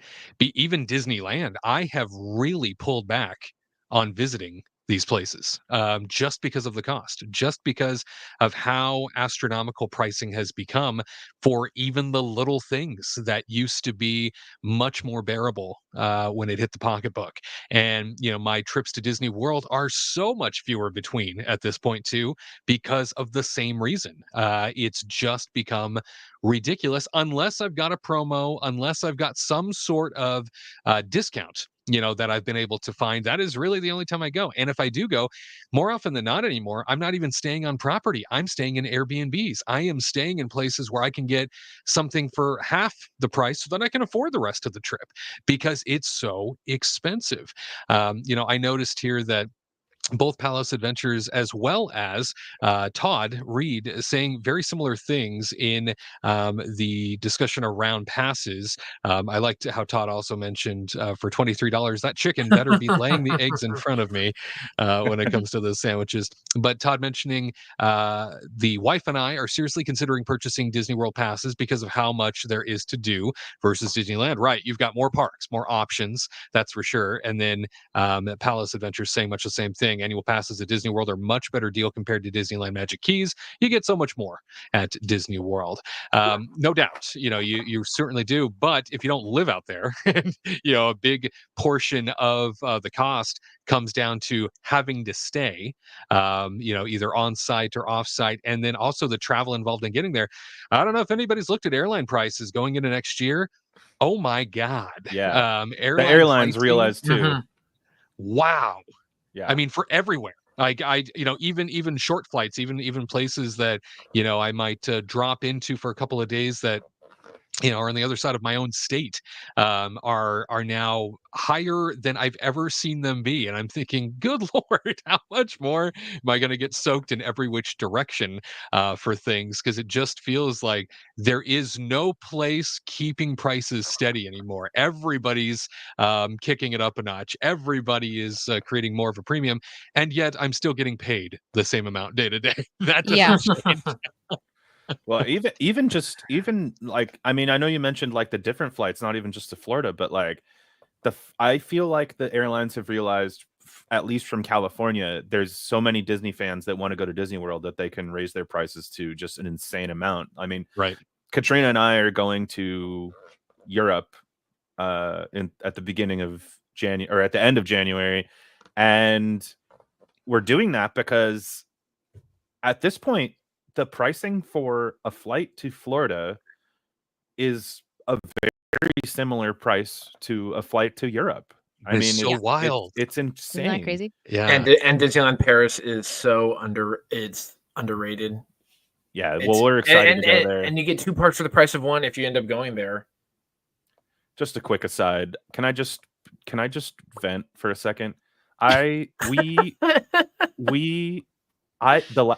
to Disneyland Paris, maybe 10 years ago or something, and Big Thunder Mountain was closed, and I keep hearing it's the best Big Thunder Mountain in the world. It is. And we're going again, and we're going at the end of January here, and I saw a post on Twitter recently, and they are closing Big Thunder Mountain again while we're going. I'll never get to go on this stupid ride. I'm so sad. Listen, that's on you, dude. When you're CEO,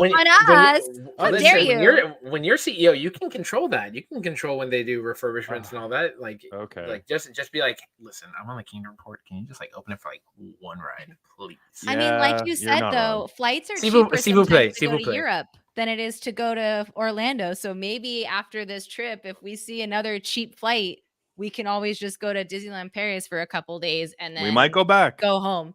Because if it's cheap, I mean, I'm not even kidding. Orlando prices are stupid expensive. I can't believe how expensive they are. So, and then I just keep seeing like flights to Paris, and sometimes you'll get really good deals, and I'm like, is it worth it to go? Maybe for a couple days. I mean, this trip, it's going to be like a big trip, but maybe in the future, if there's like a cheap price and it's cheaper to go there than it is to go to Orlando, we may have to do that for a couple days. Hey, I'm saying let's go to Tokyo. Tokyo Disney has the best Disney park around the world, and flights to Tokyo getting kind of cheaper. Other than it being a very long flight, apparently, like the cost of the ticket is so cheap, and then merchandise and food in park, and the cast members are so kind and nice because they take such a so much pride that going international for Disney might be more worthwhile than staying domestic. Plus, guys, they're getting a brand new Space Mountain out there. Yeah, let's make a Kingdom Report trip to Tokyo, please. I'm down. Let's do it. Todd's gonna pay for it. Thanks, Todd. Recently, having paid just over $2,000 round trip himself for 4 people from San Diego to Orlando, saying that was for upgraded seats on a direct flight. Yeah, I mean, astronomical in price just to get across the country. And yeah, when you compare that to, going around the world, why not just go around the world? Yeah, send me to Paris. Let's go. We're doing it. Unreal. Take that, Epcot.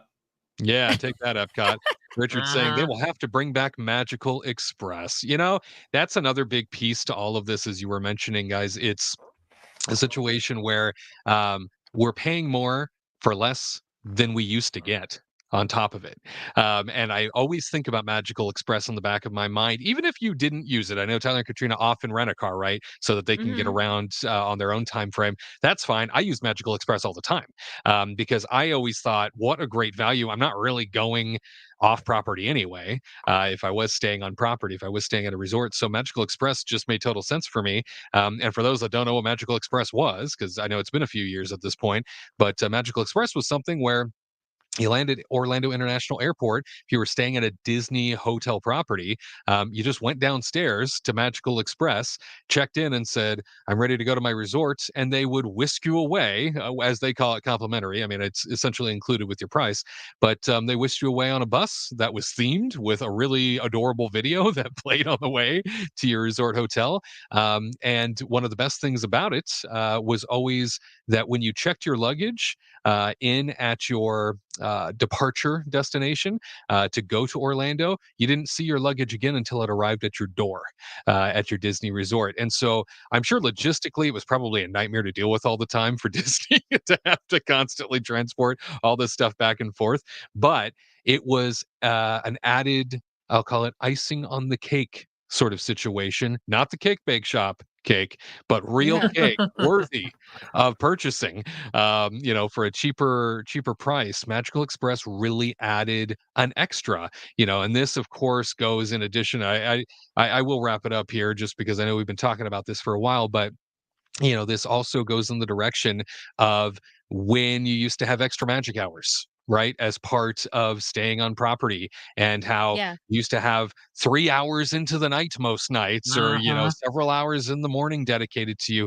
All of those things got whittled away and reduced, or only pushed to certain categories of resorts, and it all became more and more restricted. So I do feel like we've gotten to this point where now we're paying more for less. And just as Tyler was saying earlier, when it came to the idea of pulling back and I'm not willing to pay as much for things anymore.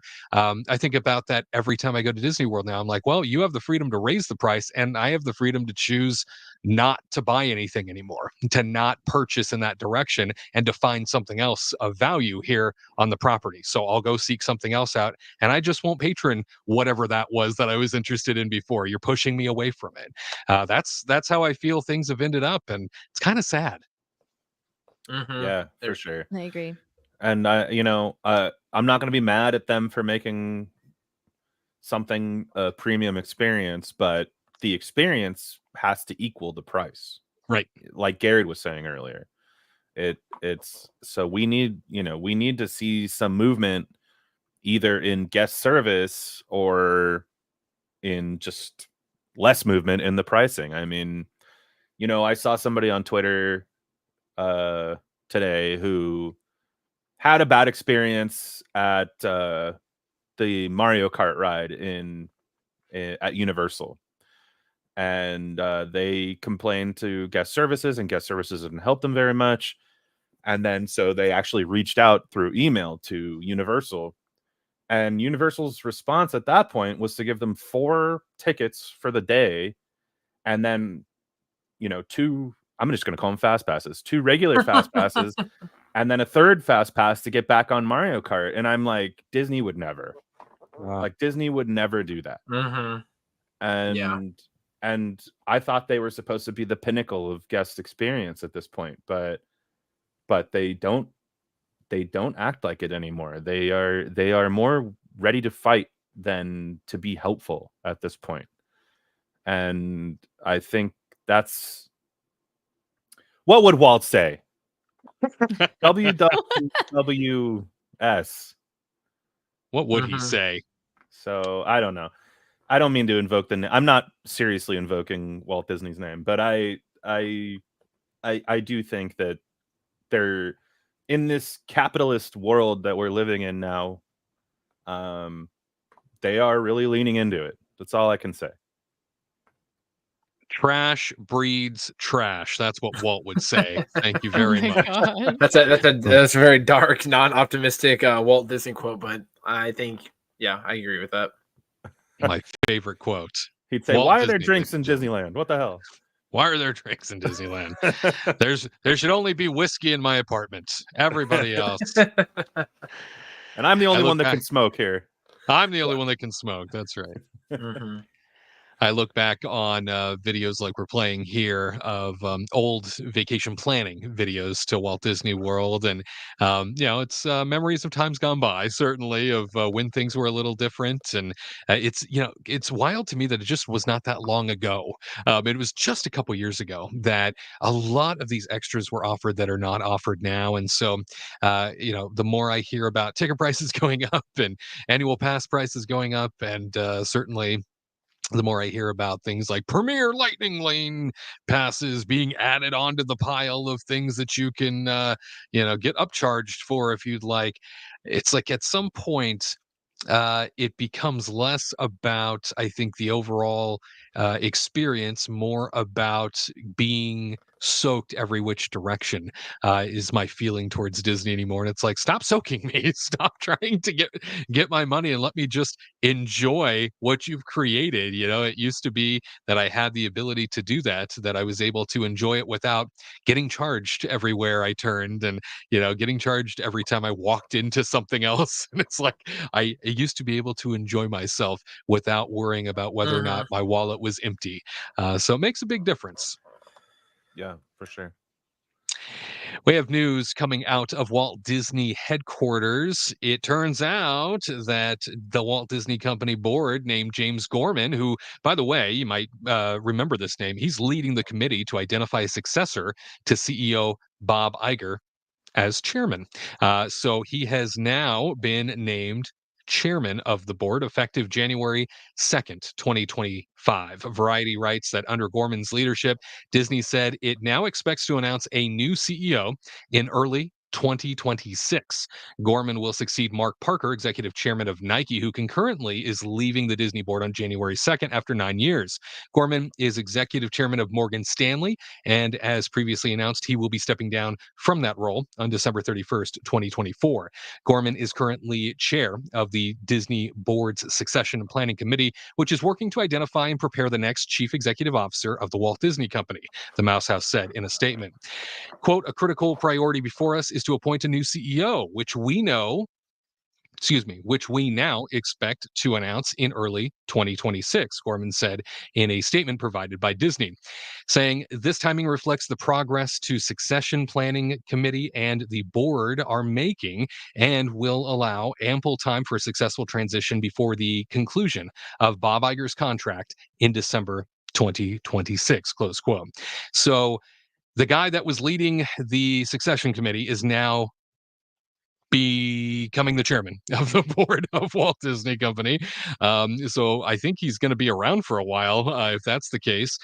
So he is now put in a position where I think it's very interesting. He's going to have check and balance authority to Bob Iger. At this point, he's going to be somebody that can wring his neck a little bit if he feels he's stepping out of line or if there's a problem. Unusual. I mean, I'm not familiar with this happening a lot because I don't see it a lot in business. It's entirely possible that it does. Unusual to me, Tyler, that a guy manning the succession committee is now moving into the chairman spot when I thought his sole purpose of coming to the company was to find a CEO. I mean, I'm sure he can do both jobs. It sounds like he's a very accomplished individual. But strange to me that he's being moved in this direction to now become chairman of the board. I mean, all I can think is that he must be doing a good job, or he's just pleasing Bob Iger. I mean, that's what it seems like to me. I feel I'll be honest, I don't know much about him other than we've had some conversations about me being CEO, but I that's actually not true. But but I think I believed it. I should have just kept with it, right? Right. He's got to be pleasing the people there, and they seem to have a lot of trust in him. So I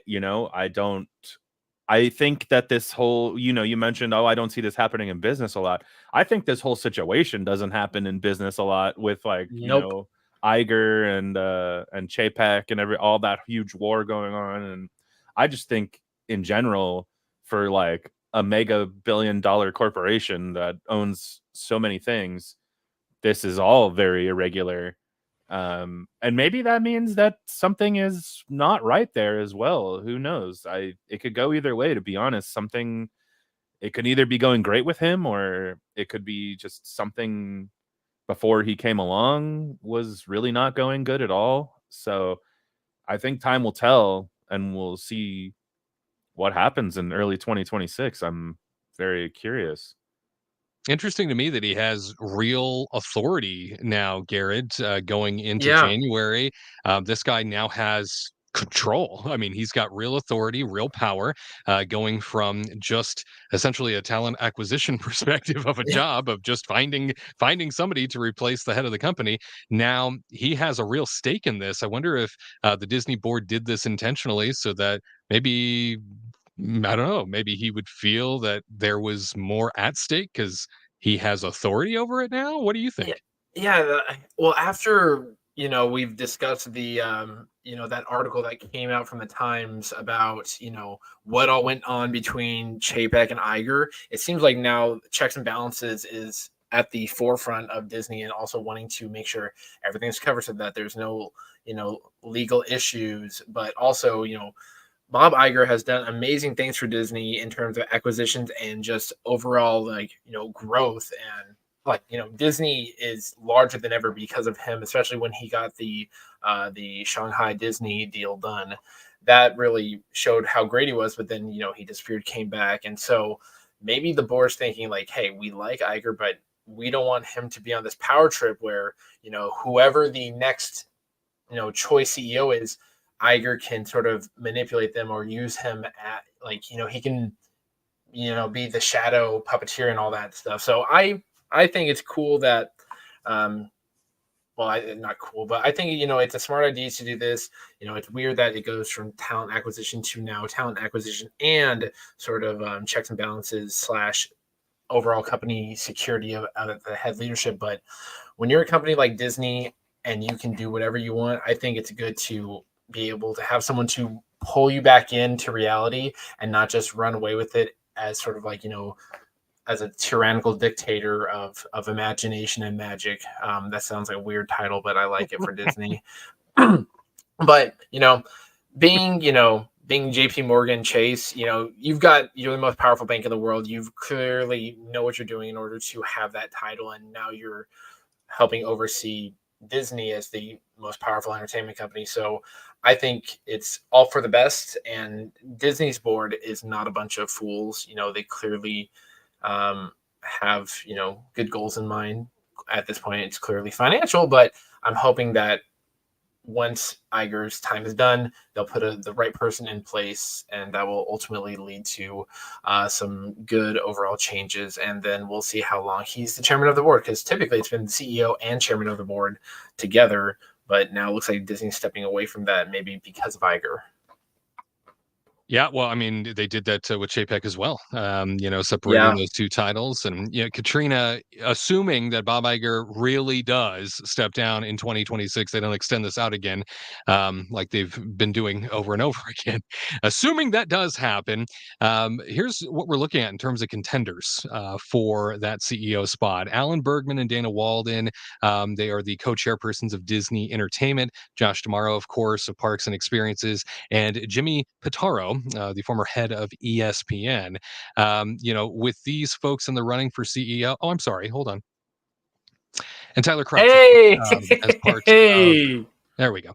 There I Tyler am. Crouch in the running as well. Abstaining from the conflict of interest that would be nominating your husband as somebody that would be a top contender. Who do you think out of this group would likely be the successor to Iger if they truly do go in-house? I mean, I'm going to choose my boo, but I guess if I can't choose him, I mean, honestly, I think tomorrow is probably going to be. I know. I wish I could. So rude. I would right probably there. say tomorrow. I mean, honestly, that's what's happening right now. Is tomorrow's following him along this whole time. Everywhere he goes, he's always there. And I don't really see anybody else kind of following along in his footsteps to learn, right? So I would probably say tomorrow. Is he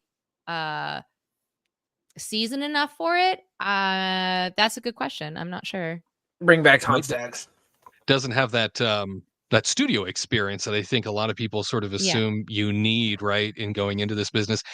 I think a good thing to point to as well is Chapek also did not have the studio experience. And that was, if we recall, when we did that deep dive into the New York Times article, a lot of people said that that would be his undoing. He didn't have that experience. He didn't know the town like Bob Iger did, that sort of a thing. And so will that potentially blow up in his face? Whereas I would imagine, Jimmy Pitaro, who we never really hear much about, former president of ESPN, I think he definitely has probably rubbed shoulders in the entertainment space a lot more with people than, say, a Josh Tomorrow has. But Alan and Dana, those two co-chair people, are individuals who no doubt have been knee-deep, in the entertainment sector of Hollywood and knowing everybody player-wise from, coast to coast in terms of heavy hitters, of star power and understanding contracts, that sort of a thing. But again, assuming that Tyler is out of the mix here for some mysterious reason, this is who we end up having in terms of contenders. And there's never been a female leader for the Walt Disney Company. That'd be really fun. Hey, I'm all for it. Never a female leader, and you've got one option here, according to the critics and the insiders. They all think that Dana is the really only female that they're looking at for this opportunity to replace Disney CEO Bob Iger.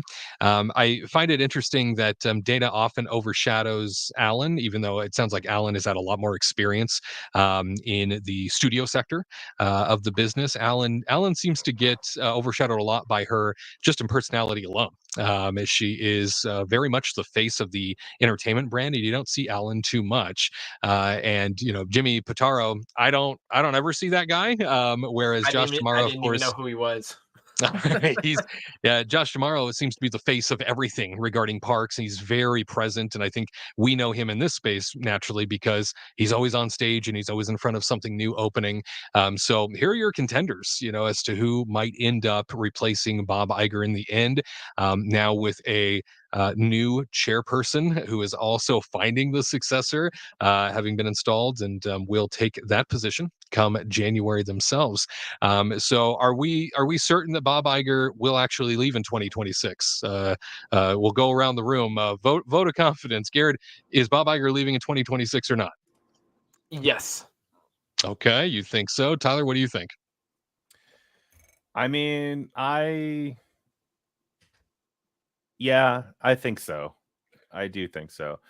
I think they don't. I think at a certain point they really don't want what happened with Iger and Chapek to happen again. So I mean, if this happened again, there'd be a certain point where people would be like losing faith in what the heck is going on over there, and it would really make Iger look bad. I think Sure. at that point.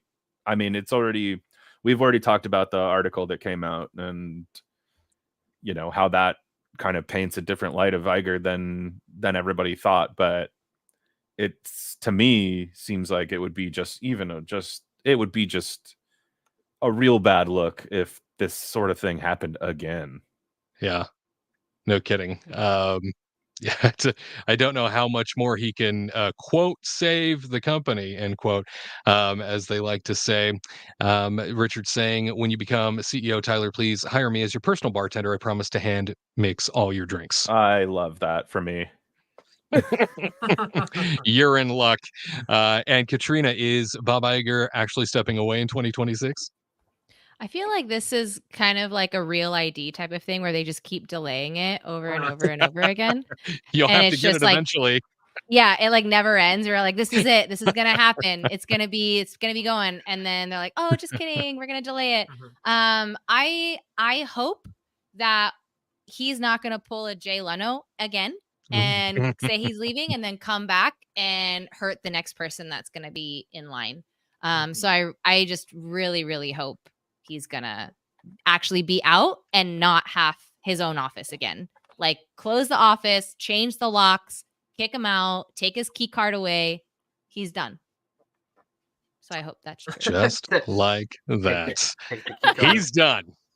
Take it away. Take all the Change the access. No, the Change twist the locks. the twist I'm looking for is, say tomorrow doesn't get the job, and say it's like, you know, Alan or Dana, does he stay in that position and just like stay chairman of the parks, or does he exit stage left as well, and then they put someone else in there because like he's like, I lost. So it's Yeah, like I think it's there's always a shuffle, right? Like I feel like every time they move in a direction where it might be someone, it happened the same thing with Tom Staggs when he was being groomed and they moved him to COO.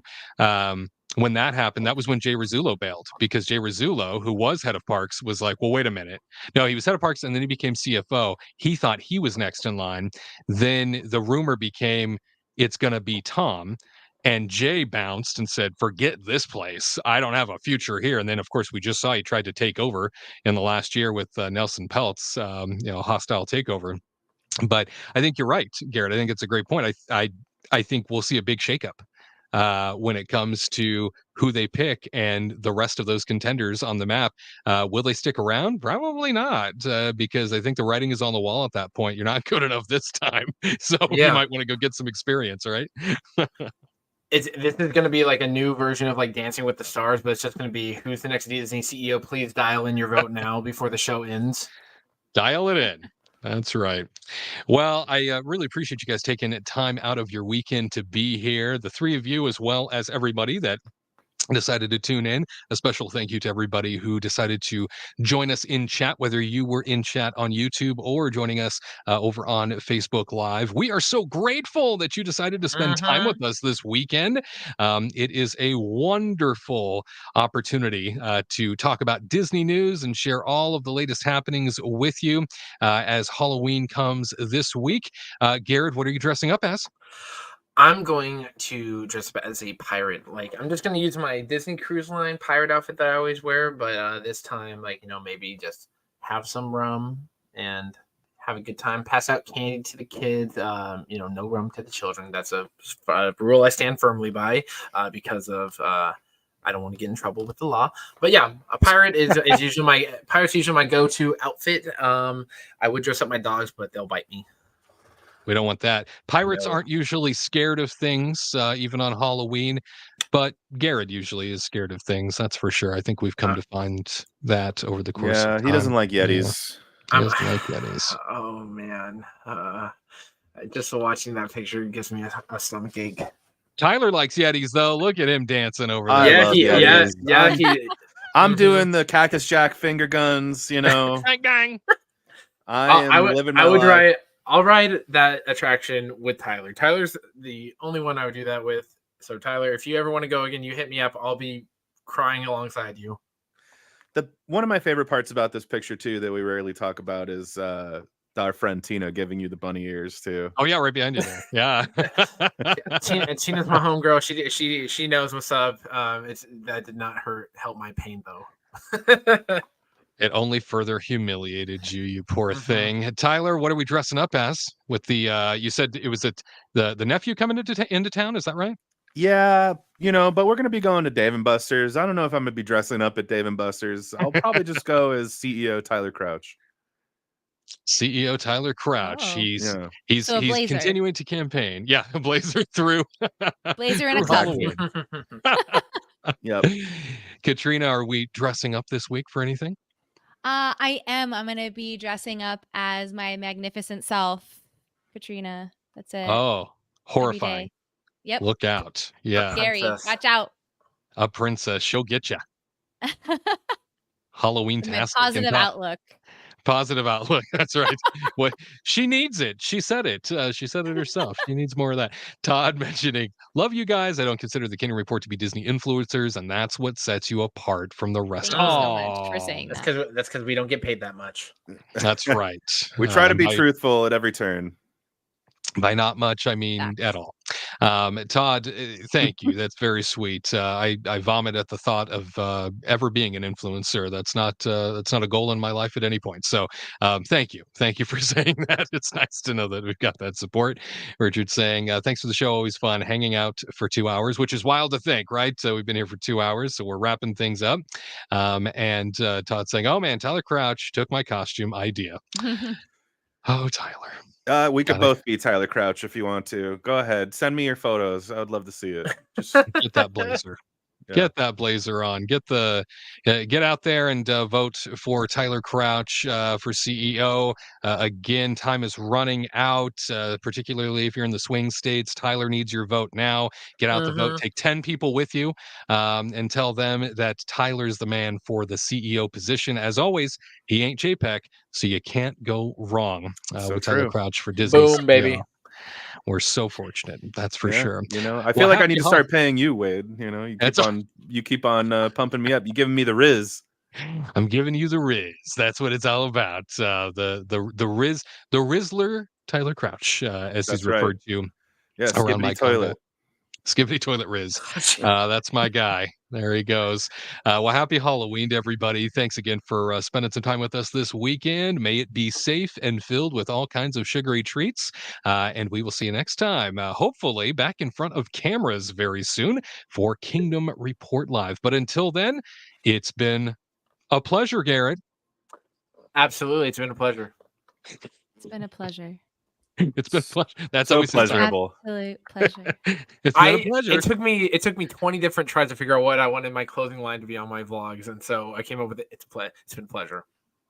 Been a pleasure. Paolo's Adventures, thanks for joining us. You have a great weekend too. Bob, thank you for all the support. Greatly appreciate that. I see Mike was in chat as well. Lori Jean, everybody that joined us here today. I know Dee was in there also. As always, means so much. You take care of yourselves. Like I said, we'll see you next week for an all new Kingdom Report Live.